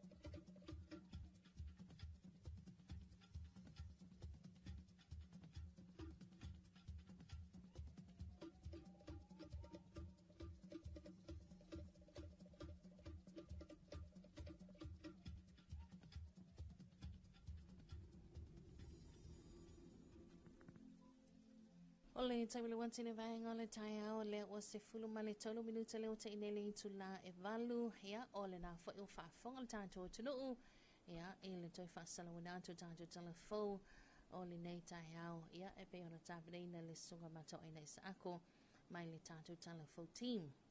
Ana o sina vaenga la valea whaabalu lua tula wala malu le tātou tunuu I lātou lea loo mafuta mai maua le tātou porkalame lunga le tātou Facebook page. Ia ona o le tulanga whaale tonu mai le interneti. Le ai whai e ma motu atu ai vai ane lawal tai au. Ia tātou live lunga le tātou tuipi Facebook page, a le tātou tuipi YouTube channel. Ia le lava lo o so longa le lei lawal tātou YouTube, wanga nā tātou Facebook. Ia o le ai whai ma whapena mai le tulanga nei, whaabali lua tuai mai mo mai. Ia alo tātou tunu. Ia, o le afaua, ma whaatasi ai, ia, ma le sa Maria anga le nei tai au, o le nā lo whaina au, o le nā lo whaiate au le nei tai au. Ia, whaatasi atu ma le sunga whaiatu pai, ia, wata atu pukalame whanga solo, o le nei tai au. Good morning to pai, ma lo le usu. Ia, ma lo le soifo manuia, ta Filipepe, ma lo fonga I le nei tai au. Ia, tel tono lo o manuia lava ia le la wala usu mai foi le tātou tiute ia mo foi sau whaasilinga malosi ia I tūlanga foi pe ona iai ia le iputi foi na se vali mai foi ia ma tu inatu ia e mo I whantalu whātu I le tātou antunu ia I le nei foi vaenga o le taiau lor soi fo manuia ia I lau maua e le tātou antunu ia le onga tutono le nei vai aso ia le aso lulu le nei le sofa le sofa le nei ia o le nei masina ia po le flona fa nei o so tutono le masina lona lua o le nei foi tu sanga lua fe lua se fuluono ia o ia na winga lolo wale tau I le nei fo I tai au ia e pule lo fa lava le anga le fai pe o le tua ia o lo o manuia mea uma I sio tātou atunu ia me se foi lo tātou atunu I nei tai au ia o vai foi au o mawalo malo si le kopai o kopai le namai o le kopai fa be o yesa ko kolesa ko kolesa Ia ole male pakeke ole o marketi. Ia tonu e mai aloa fafonga mai monta tonu i le report le tato marketi. Ia ai ole tulanga na e pe ona mawai foi ia le malu o tai au. Ia ina i le tato marketi fonga le fa Talofa tuai le fionga ia utu fansili palolo titarama ma le tanto vaenga ia ole marketi ia ma le tanto vaenga foi ole pulenga o tawi mo fala lave tup fa fo se ile ACC ia pe foi ona ia ile ni tai au to filbe ese le au le leo o tama tai pule ia utu fai la utala so stai mi lava e tauteanga ia tuai e tali sapaia lava tātou e ona lau fonga fia ia o lona sei ia whaataitele lau o fionga utu ia mo le malu o le tae au o le fionga ia utu lena mo wai fo le malu o le tae au ia wape o le sile me fia ke le ka ko vaenga i o le makeki le se ka ko faili poki le makeki oi o le mea ngai ngai fia ke o ke le mili poki le makeki ang ia ia fa ko o le mea ngai ngai fia ke le ai le ole au nga ai fa ko le si vaenga o kai kai a wa mantu a le talia lo falo al vole ma fo fau e sa o kai ka pese ia ko kai lo fo Atal tonu te filpepe fa fonga tato tunu mai mo ia ile tato report al marketi ia to liu mai foi le fa wa le al tanto fa soa ia me se foi tal no e lunga al tanto por la me ole Talofa Samoa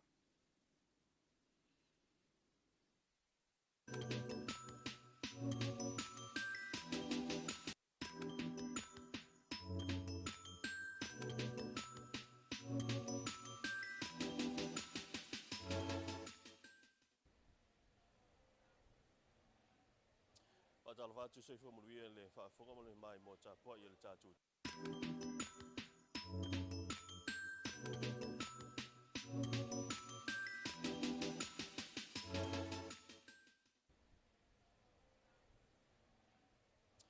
Talofa tu sei fo mo le fa fonga mo le mai mo ta po ia le tatu tunu re fo tai au ia le tai au timu le nei o le asolulu o tatu o le lofa malanga le le tua le fo wa tu sa tu fa longa al TUP mo le tatu wala tal televisi iva ia mai le tatu marketi nei funga lei ia o le tatu proclamasani ia asia si mai foi le au fai fa toanga tu langa fo lo e fu o fa toanga ia me se foi la fai me tau lima lo fa pena ona au tova mai le tatu marketi nei funga lei ia wa foi ia la tau fu o fa leanga ia ma loa fa tau watu wale malu le tatu tunu ia ni tai au ia mai tau foi ia le tulanga lolo wa le tau ia palase foi timunga ia i Talofa te o pia nei e fo mana tu pa pena ni so vai ngol tatu no au le afanga solo tatu por kala me lita ao ia i le fai fa tonga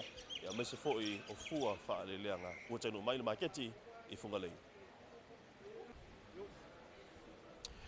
ua tanu ni si o tatu fai fa tonga ma tatu fua fa tonga pia nei ia tatu atu talo o tau sisila mai ai i nei le tatu marketi funga lei i lona vanga le pito i tai ia o le nau tau sisila mai ai tulanga foi lo ai tau mfainga la foi fa toanga i le foi asolulu ia man tu o le ai ele i o le fa o le vai aso ia le tulanga masani lava ile le o tatu fa toanga i fu o fa langa piona i tatu talo ia i foi tatu ato talo palangi a tele mo ila toe fa i tatu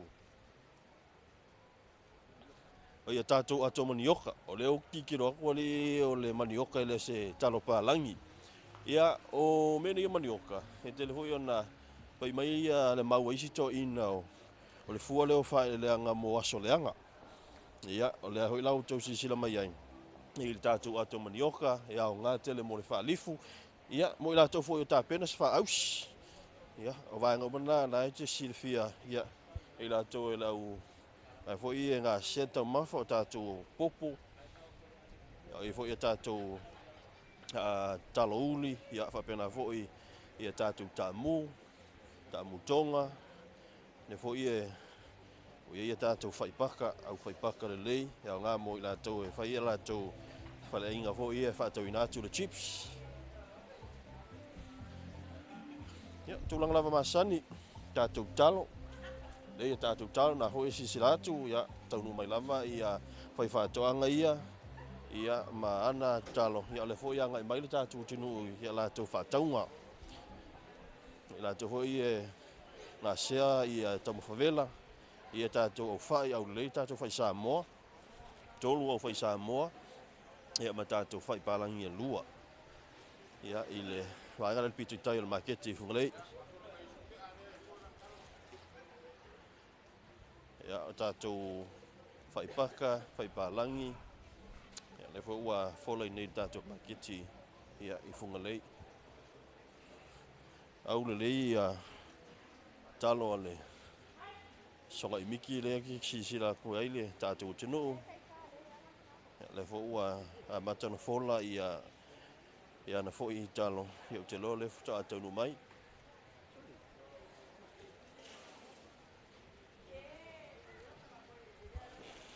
ia mana ia tātou talo ia tātou au fai misiluki ka mai ia ngā huile le whaapula whai ele poi ia pule a oia kam hoile a pingiu ia whaalifu le lei mo tātou tāmu ka mai o whaalifu al matua manongi ai te mine o stimu whaalifu la malakoko ia maua uma ia vaenga na o le popo whai ele whaalifu ma oi fo im tātou talo ia whai fo na isa wako i malakoko Samoa ia tātou tauli na tu sisi mai au le ka ko uli nei tātou maketi whungalei pau ale o maketi te mau mai ia tātou talo tātou uli se e sutua i ngā kau le fo ua ia tātou atakoko o te role ua i tonu lava tātou i le fuatakoko ma nei le pula leo tātou koko i nei tātou maketi whungalei tele le whai Samoa ia pe o lesa tātou mai nei tai au na mata mai o i tātou whai Samoa e fo i ma tātou whai pālangi ka lima i or whai no ka lima ko kia kusa lei fo ringa ma le whai hore no seu pofi ia au nau tō sisira mai or whai tā lima tātou whai Samoa whai misiruki o iei fo tātou uru le puau le ala whato tātou maua mai le tele le puau ia o tele o tai au fast food tala lima food tala ia le sia tātou atole o le uru le puau mai ia nau tō whafonga sala whaile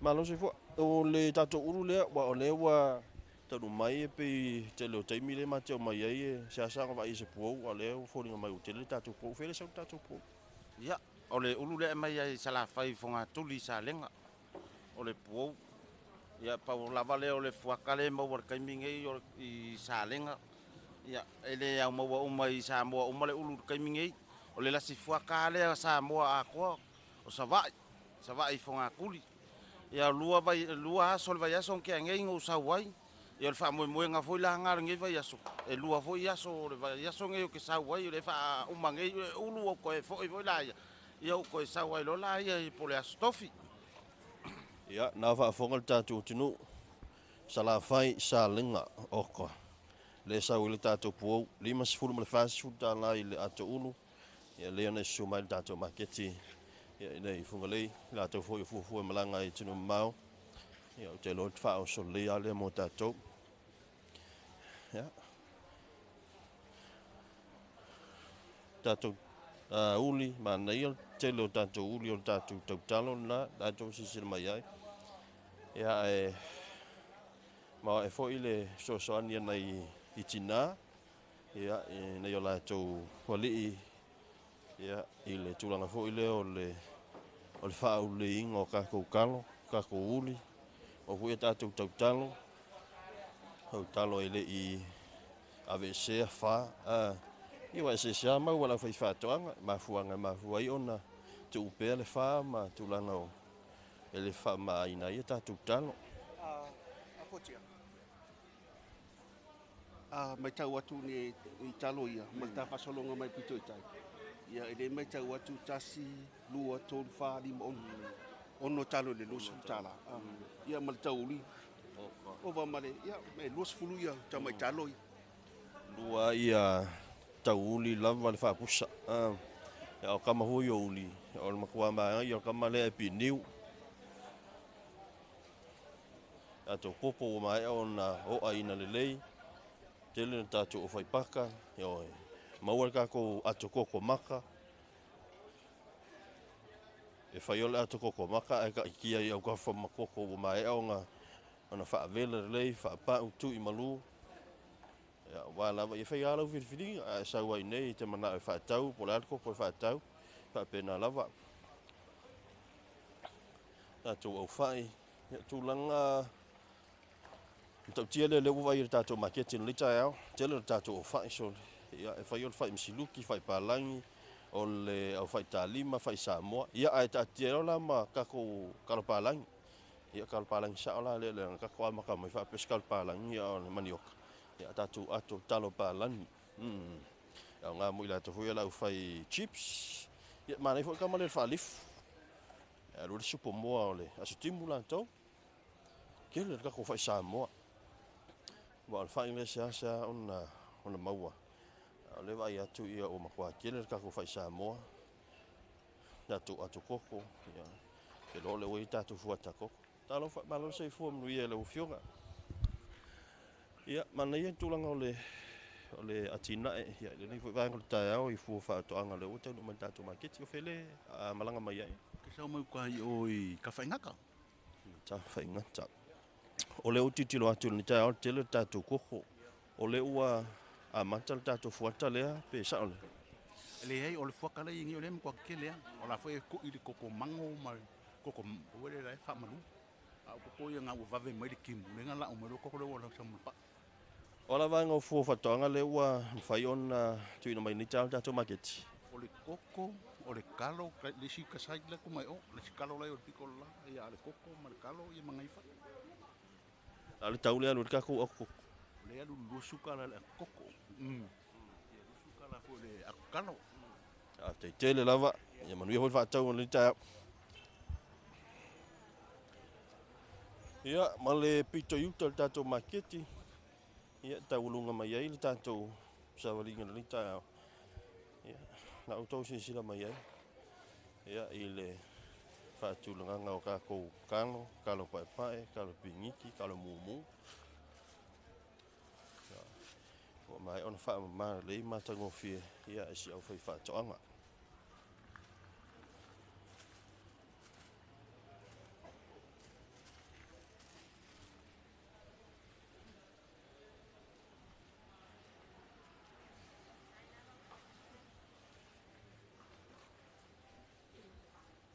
Ia, e la po o tātou tala. Ia, whaisina le lei o le oso le tangata le, whai whatoanga le, e tō a tātou talo le au le lei ma le la po o tātou talo, pi niki ma le lanu pae. I whai la ma mauli o talo ia. Ia, le nau tau sila mai e le tai au. Fotia, e mai tau atu talo ia. Pei fōringa e le talo vale le tātou le polo voli. Pe la poto whalele. Ia ta ilo iai au le tūlanga le vai atu ia. Mtau tia fo i le te leo talo ia la popoa. To e le lei a. Nunga winga e le lei le palapala le ai. Ia, o le tūlanga le nā masoi. Ia wae o mene o talo akawa ia mafua whaeleanga a le lei le fua whaeleanga po o le alawa. Ia on tātou singi alo leo le lei o le no fuanga ma le o ngā ele lai tō ai. Ia, e whai umailo i le vaengalo i tātou ato popo. Ia, mō i la tō. O lea e tele tāpelanga me se lava tūlanga o tātou umu a whaapusa. Ia, e le ai lava se vaenga te pole aina lo saula watu le ako popo. Ia, wakut kaukalo. Ia, fio soani au tāpelanga. Walisi ngā luenga tele lea. O te loa tele in i le totele la fai whātoa, a le au whai ngai ngā seina tau mawha. Ia o le tele o ngā ruenga whai. Ia pēr whai kisa waku le popo mapuru, ia whai o leo. Ia maang whapena, ia o whai ngofie. Leo lava ua mawhai ona au mai lava ua ave ese ia purupopo.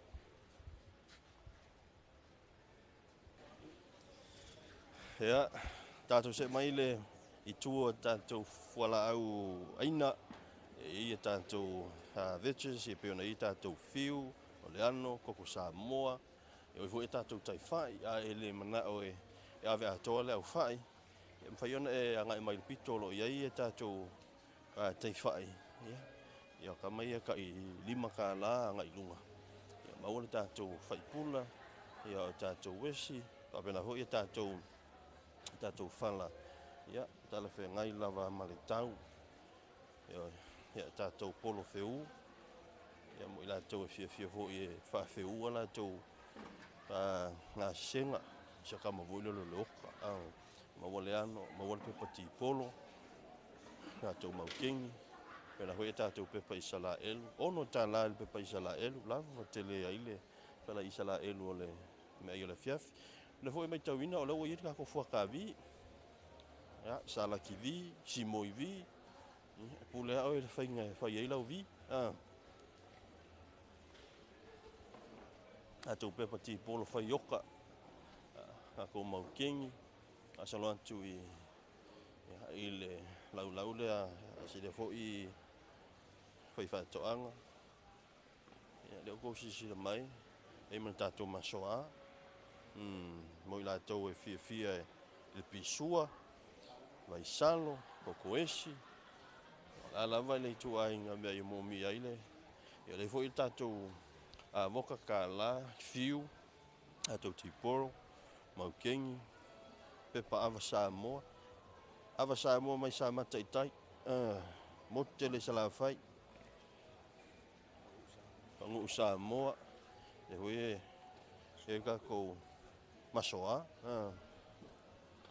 Mari kako lenga. Fotia. O le tūlanga le peona iei fo nei vai tau whaare le i asu nga tāro le masoa. O mo osoro le saikoi. E peo le tūlanga ne nata. Ele le ola mai e mangongi le leile vai salo le masoa. Ia, ia au hola le masoa ai. Ia te bifo o kala ikiki. Ke te whao ngā e whai loka ofu hoile le pia loka ofu pai pai. Ia le alau toi si sila mai o le tātou tunuu. Ia lo iei nā vaenga i le tātou makete funga lei. Tātou wesi pula le lei. Au ngā makoko esi. Ia po o le breakfast fo le tai au. Tātou tai whai pālangi. Ia, e se foi la ia fo ia vaenga o lo ilunga o le lau si tinasi a whaiwhatoanga. Ia o lo ia tātou o le ulu leo tau sila mai ai. O le fruits lea. Le whaingo o le ulu intia. Ia o le whape mai sitina o le mo le fruits ilo na winga o le whalau ina tau mawhamata. Kele le sasalapa. Kele le sasalapa le ua ia tātou fua le tātou lai chi. E se foi la le tuainga lea tina? Lo linga kamale kai pe sala pole ka ko kamale pole al pula veve a fresh ya longa ango maloma nga ya ole mangosteen kamale ya lo wote mi sa kamale futre ko manga ya mga obia se a bawenga ya ka ko ya kamale kasal fuar kausanga wa mawa hola ia na to sila mai mo to fa fonga mai ia o fua io o la au tamu whamata. Ia se asa fu i ona na maua i Samoa. Ia a leo tau sila mai le maua umai i le whato anga sitinasia. Maua le tātou pepa, green pepper, e maua tātou ti polo. Ia tūranga masana la fu i pio no tau sila mai lungo. Ui lau tewa ai e tu lespito la maua le tātou dragon fruits. Ia tasi fu i o fuala au tamu whamata e fia aile. Ia nai whanau. Ala naua tau sisila mai moa i le tātou pukala mena rita au pe on ma whaasolo atu fo'i ia i lunga o whanta, ia lau whai whatoanga, ia maise fo'i, ia o i lātou fo'i ia lau whai whatoanga talo, ia whapena fo'i ia tātou whai, ia pe ono tau sila mo tau mai moa mai ia i le tele ma le anu noa i o tātou whai, ma fua whai le langa, ia le ua ia nei tātou maketi fungalei ia ole fu ma fa se tu male fo ia utu ia wa fo ia tulang masani ia wa ole foto te mo le se ave no fe le fo male fiunga ia utu o le pe fo linga mai ia ile atanu mai nei ta o le ave lava le anga mo lo wa ni tau e tau fia ile auto va mai lo fa fa to anga tātou maketi fungalei Ia sa le lele fionga le nei tai au. O le mai tau le nai le nei tai au le tātou maketi nei. Ia e ui lava le lolo wa le tau. Ia au lo tau mawhai mai lava le mamaltelo le atanu. O no le nei fo i taimi wa a mata o na e nai whana wa onga. Ia o le situ langa le nā wa nau e lava ia nai whai whaato anga foi. E tu ina mai o fua wha elele anga. Ia a wā lava le whaatau wina i te tonu le tātou maketi nei. Sa ole sa noanga le utu ia le utu ia onga wa pe o isi fanau ia pe o le alanga tupe le maua e mfai so so ni la tu pili a onga o pa sese ia mvai ngam fa pena wa fo lai fanau wa onga pe no tu sila mai mo o le si vai ngam tu tia utu he pe ona mo le mawina o ila to foi le fa tawina la tu fu o fola wina tu famata le pe ona i foi le lau le sa le umiona a failo atu tatu tunu te leo fu ala waina tamu famata ia ta te vai fo ile leo e sau mai fafo ia a pe folinga mai o le lava u atu to i nei maola i nei ia e nisi fo ila fai fa toanga utu Ia sa le o le tele le na o isi fu fa ele le anga o lo i te tonu o le tātou atunu nei. E whawhetai ai fo i le vaenga o le tātou whai whaatoanga, ia le vaenga o le matanga luenga o whaatoanga. Ia awa fo i le lātou fo i ngā luenga o lo whapea o na tuina mai leo fu o nei fu ala au aina. Te leo isi la au e ola i whafo, leo mai tauina. Ia o lo ma whaina sa tōma ola i nei, tele fo i o isi fu ala au le lei e o ngā molo soifua malolo ina. O lo ma whai o na whaatauina ma maua e tātou atunu. ia utu na o nei vaenga fo ile to fa mana to wa fo si fia tilo tatu tunu wa nga fo i fa mana tu ia tu langa fo lo ia tu la fo no tatu maketi o teimi talai me teimi tapuni ai ina ia silfia le tatu tunu e masa fo la fai fa tonga Ia o le tātou maketi lava ia e pei o na whaafasiningia ia o taimi tatala lava o le 5 mai le tae ao ia o tapunia le se fulu tasi le po ia na tapunia lola ia lo tātou maketi ia a o le taimi nei ia o lo o tu ava noa lava o no le lolo wa i o le tau le nei vai tau ia o lo whaapea lava na tu ava noa le tātou maketi nei e mesa le pulenga ma le matanga luenga ia i taimi tatala ma taimi tapunia i le tātou maketi nei ai a fai o le nai fua mai ia a wafa taunga ia ai mai se foi o tātou pisinisi tonu le maketi ia tautua nā lava lo saunga le mu o lo o le taimi nei o tātou ia o le taimi susu o le taimi o le leanga o le tau ia tautua nā lava lo saunga le mu o lo mātou ngā lulue ia a wā lava lo saunga le mu a tō le tātou maketi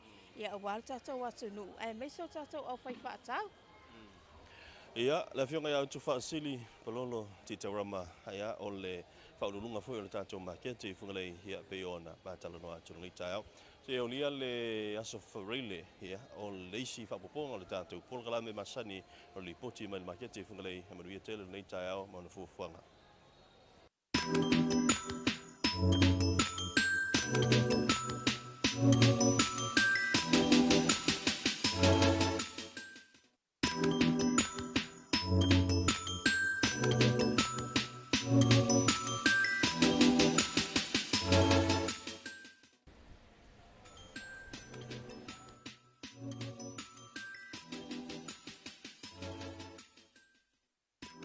Sebelum tine vaenga le tai ao lea ua toi lua solo minuta le toina tā lea ia o le itula e iwa ia whawhanga mai fo mai mo mai le tātou atunuu ia i le tātou a reportina le tātou maketi fungalei ia i le nei tai ao beona whātou taia e le tau whaia fotia moi o nā folasa ia ma le tātou a vaenga le tātou maketi mai so le sunga masoe ia sepi masoi ia mai le fianga tamai te pule ia utu vasili panolo titarama ia mai le tātou vaenga le ACC antupai manaia te le tulanga pia le tātou maketi Ioi moni whamao ni le lau saunoanga te Filipepe le tulanga i fuawha e le reanga ia misi fo i o fuanau aina tomo whamata ia ma le mea mata fo i o lo o fa pe na ona ile tato maketi o le ngaka ka se ngi fa pe ka wa ingi karupala ngi me hui mo manioka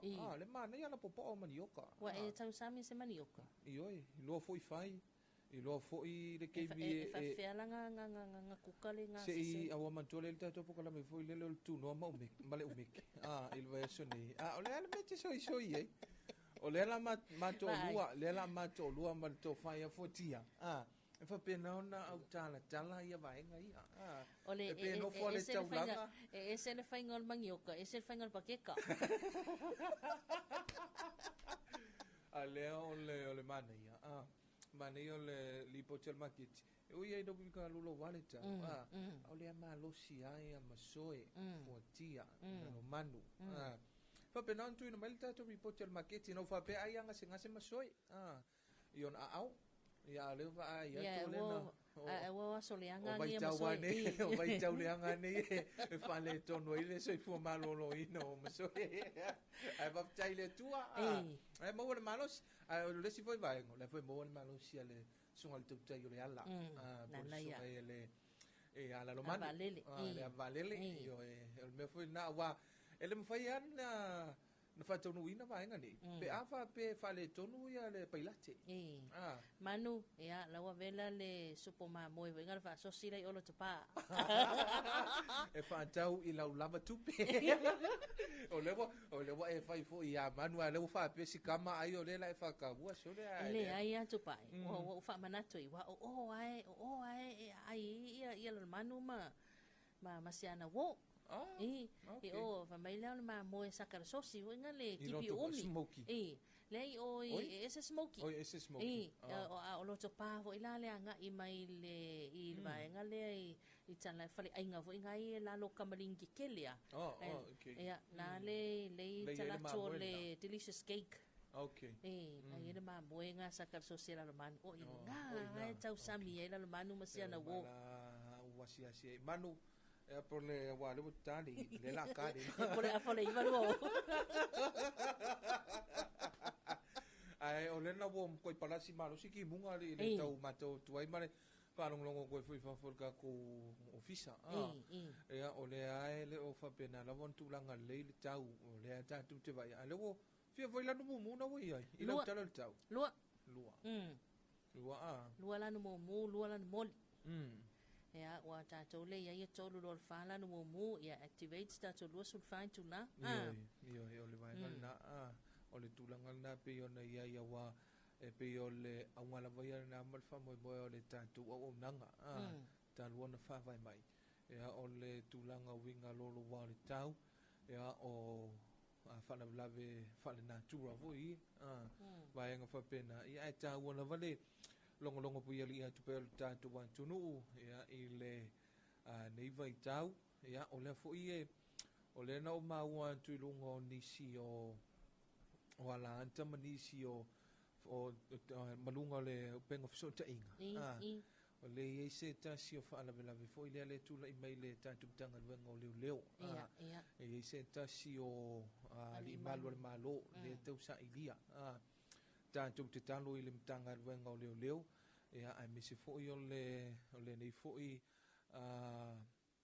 malo o te sila fia si ali nei o le ale ta o le suafa malona ainga o te talo mo le tatu ainga o le ali le ni mi se foi o le fai lava I sa ilinga mi se foi o le talo foi mo le ainga mi se foi tatu tanga au le na ye foi le si case le na tupu mai sa ni atu ia vai asolente nei vai asolente nei le foi volo mo fa solo tu nei vai as le foi vai ai ia le nei foi mata ia tulanga lava winga lo waltau wa pe o le tau mata wa tu ia pe foi o isi vai nga ia sa tam fai foi le ia pe se ngalwenga la bea pe se ngalwenga la bea ya le tupu mai el fa la ai ta tu talo pe le tua ia fa pe na ona pui o ia ma fa pe na foi ona manuia ia le sailinga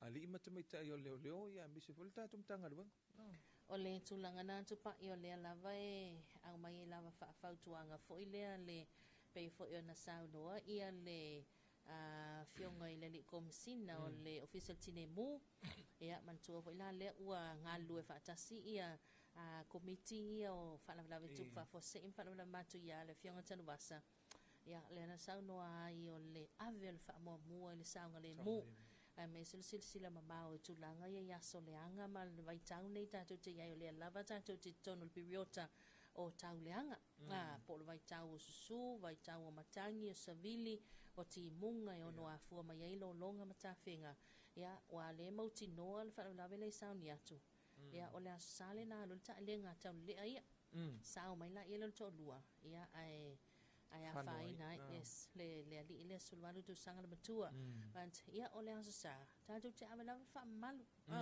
o le aso sa pati pa i o le li ia o le anto te talo mai ai le fianga ia tanwasa ia mai se fo i o le havaenga umale o le li o le o tātou komiti ia mo whanawalawe tupu whafose im whanawalawe matu ia ina ia avel tātou sanga le mu a whaia e loa e le sefe awale o iai ma nei ai o le vaenga le na ia o tātou lava hae whapena ona e le muta lava le tātan longo tupe masi whau ia wae o vaenga nei e pe whai mai o le malu ia uta fui lele o tuala ia tu maunga malunga o tu maunga lunga o tu maunga tātou te leo lore makua i palasi malu si timunga e kako ke le lore ke me sau malu si ele vai e tuai ala leo ese e tu poi fui whapena foi le tulanga i ngati whale ia ole vaenga foi ia avai tu lo whale tonu tau ia tātou au tau tai whapena ona fuafua tau lei pe me pe anga i le tai pe le ai o le ansau whautuanga i le au o te mil nei le au nganto e anga isi si tai le au ia aisa Pisina le angol tau wa e fua uma me i le tala o tau e mo ia e afulingoa e ia tātou avaenga traditional knowledge e tātou te tala tonu ma wawaenga na e tātou taringa ma tu ngutu mai fo i tala tonunga ai o whaftai fo so soani fo i la le official wa ai tau le angal tau e no fo e le tau tai e langalo ma koe kele le vao e mau kele sami o iso ili e kaule ai la so sila fia e kaule kele so sila fia i ngate fali o la wa ia na tu lalo e o ma tu wa ia uta le vao ngau le vao ala sto rangal vao taimi nei le susul palpala ma susu ia lau kalo ma lau kamu ke mi le ia le ma ko sule ele o sule ele la la wa o ia uma minerale Peioa. O minerale na o palpala. O minerale i tono o palpala. Na mo mengo scientific clarification. Qualification. Olha foi ala so o mai ale mea olha foi. Ai atu langa foi ngale autotuli. Autotuli. I o talavao. Oi. E pulea oi. E pulea oi pe ke alu pele ai. Ana sa fo tuanga fa tangata tuli. Le ai ele anga le anga ka okay longo vinga se sengi ai me ma le si me ola fai malo longa e lo foi ele tu lo fa fongo mai le tu e lo foi ele me ola le timu timu e malo lo ma ko ma ko lungo mo nga ma mo la mai le nature ole ma na tu wa so timu la nei e lo le ya ele me ola tu lo ia wa ka e o fela malo lo lu mo fa kere po ko fa leo Ora tata no neo ko o lo o le va o le va o mai kai de ai sore ia wa mato se vai ia e popoto ia mato me ola e lo le ia la wa pe o mena na ofisiri wa o le nei pia a mato se vai e lo le ia la mato me ola tu lo mato me tu alo ia e lo leia matou mea tua o lo ia o le fale lea e kaunga moe le aso kimu pe ia nga i au tafal fale o po le fale a folau ia po le umukuka ia po au tafal whakaipu wa whakaipu mako se vai e whaikau wanga whakaipu e ringi whakaipu e ko kongo sinki e fale nei ai o tau nei e pia matou ia sa vai o longi fale e se le fale tele i luma e se le fale pālangi e se le fale o e se le whaase ai fai fore e se le mukuka ai fai fore fale mako whakaipu matou nei o sa vai Malama mai lama tong fuatia ma Isaia ma soe. Ia o nei a oto ia o le sinka. Ma to wa me ngo sink. Ma mo me na o soap. Ma mo me na. Ma mo me ngo hand wash. Hand wash dishwasher. Ia mai sau fau tuanga tu pa I famaranga inga ngol tele le ufufusi mai nga mai to tele. Ia o le si tangata le wo makua I le fia le kamai kiki. O le fo ia la wo kua I fo ia lungo kamai kiki. Ai le lo. Ko nga pa vea la fo inga ia. E tapena le whanau ia ai ka ko fui whanga o wot fa fiu fiu. Ia ma le si vaenga. Fai mari e mai. Le mase se. O le si vaenga mo le toi fo il whama lo I le tūlanga I lungo le abol tele. O le vaenga fo le traffic ale tatum tanga duenga o leo. E o ia ina lolo wale tau. Ia ai whaftai o le whaatino la tunga luenga. Ko kiki ase se le si malor mata avale ni mtaisala. Ma sunga na manu. Ai o le whapea ia le sunga I le ali malor malo. Ai o au le leo le wa ia I lo la e. I le ofula lea. Le era wo kalo kwa pe wo kau fa alo mesi uso fa ple ai o ke pole. E le o komis. E le o komisina le. O le era wo kau fefe ai ma le afta bari. Wo fa pe pole ara me wo kau fa ai o ngai o fa ple ai o pe o le se ai. Ke lo wo fa ku fu. Anga I lo ai ke fa ku ai ka ulo ai. Ka ulo le leo ia la ka vale. O ia ai se. O ke le lo. O le ina se ka. Ajara wantu le sunga fa fe ngai ia pasta tupola ratana. Ia ma le fale tua mai se wa ia le ka le sia le mahuta mai lunga tan live tu pa I motele sana fai. Okay. E te tonu ai po le tau tutu sata to mal motele. Ya nisi o teimi o fa malu vo ilele pe na ma ulua. Ya o nisi foi teimi a sa wal me sa mo ia. Palasi. Kim ka mo ele fa mai ko inga ma ko sa va ia. Fa pefe. E kimu ka mo. E sa lo le kimu nga e kele nga yo le mu. Okay. E ke ka mo. Ia wai nga ka o ye ngi mori emu ma tau le sa vai. Ma sangi kele mako vai lungo pai ma avo ngale ma ai. Ai me se la ia ole fala lao lau fala lo makua. Ia ole sala lau sului. O le ke lo sai le lau fala. Au nga ola mai ata. Nga ola mai ata file ka ilo se la langa o polu. Ole langa le sa vai. Langa sa vai. Langa le sa vai. Ko wanga fai ku. Le sa vai ata.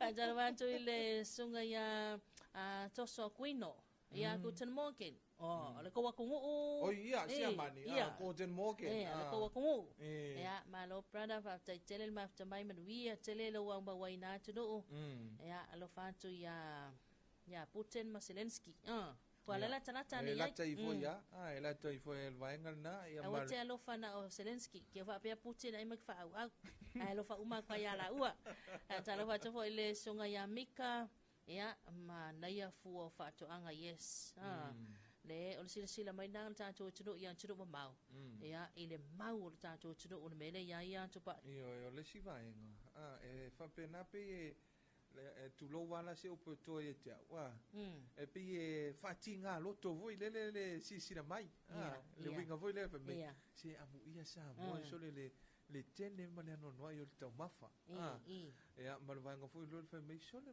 amu ia sa mo le tele ai le talo tele ia wa nei ia tunu ia mo we nei tanto a inga ma nei tanto tanga e fa kanga mo ora kalo o le si foi mau fa mai ele kukusa le foi le ngoa le ano le talo le mo we ia tunu la ma le ano le talo le ia tanto e ka ke la longa inga fo ia nga le karo fa mai so na muia o ko ngai mo war kalo ia so uma ia ma ko ia o le sia kai me o pakeka o le si kai me o le laisa mo war kalo por 5 of time ia ma la fu titilo mai le ka mo fie ma le tele lua sulta la e ono fitu pe balu ia talo o le lapo tauli foi le si mea ia mai si mea ka mu a to ulu tele fa Samoa mal fa Samoa le ma war fa kalima ma war pa ka singa pa ka Samoa ta mutonga O e sa o fu ia lan fai fatoanga. Fa ma tau mai sa va ile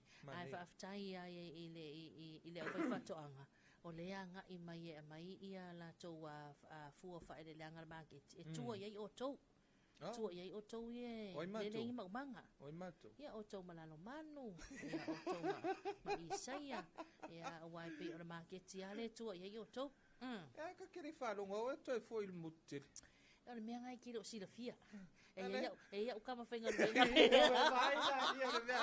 Ona tala noa pe ia o le fai maanu. E anu i le moku a le fai meo macho isa vai. A foi le kere mo wha angoi mai I tajo tai.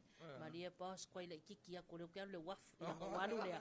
Ngā walu le avela kok wai sau lori. Sau lori e mori mai ngai. Ngā walu lea e piki mai ia uka I mulfangua. Ia mai lea mai. Ero ngana o e la le whakali e lo ngalue ina. Ni ai, a foi wa ule ko kongi ka mala nga lue. Ya o le tato taimi te Filipepe ya tel tonu ya o le fenga wa mate foi ona ma futu mai to tele ya mo fale fenga wenga ile nei foi ya sululu. E foi tonga masani lava sa wo fatimu ya po sa wa fa malu.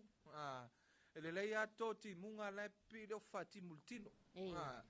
E ke foi wa e susu ile kimuka mo ele fai mai ia le songa te Filipepe ia o le nei foi aso ia fa pena on fa malvia le tua ile tatu wa tunu ile fale mal fafo ia fa pena foi ona manvia le nei a solulu male onga tono nei vai aso ia fa malulu atu foi se opusitala ia wale tau te mali ia mo foi se stato felo inga ile aso fo wa taiao e mo te nei manvia foi fa wa wina lo tiute te Filipepe ya a mese foi e longo pu ali e se tato wa tono ya mai ate nei ya man real nei aso Samoa na lo fa taile sunga tupa ai ya e tu se foi el tapa sol nei taiao se mo tato taimi le o toi tolo minuto le toi na tale o le tu la eva ya ma tau lunga toi foi mo tato por clame tala va Samoa le nei tao la solulu mai el tato pese nei ya mai lo pese le kukama ona tato se mai lo le ya tato tala li potia tu sa mai le teo fa malo New Zealand ya ele tatonu lava le tu la iva ai manuia tele ne yaso ya alofa tele atu le tatu paanga pe ona mai mo mai e longo penga tu fa ilangi fe lava se vai ngol leke lo pelo e maua mai ai tatu fa salonga mai so ina tatu paanga le boteli sala fai ya tu mo nei America Samoa to kelang mo nei tu langi le Pacifica manuia tele lava ne yaso alofa tele atu mo to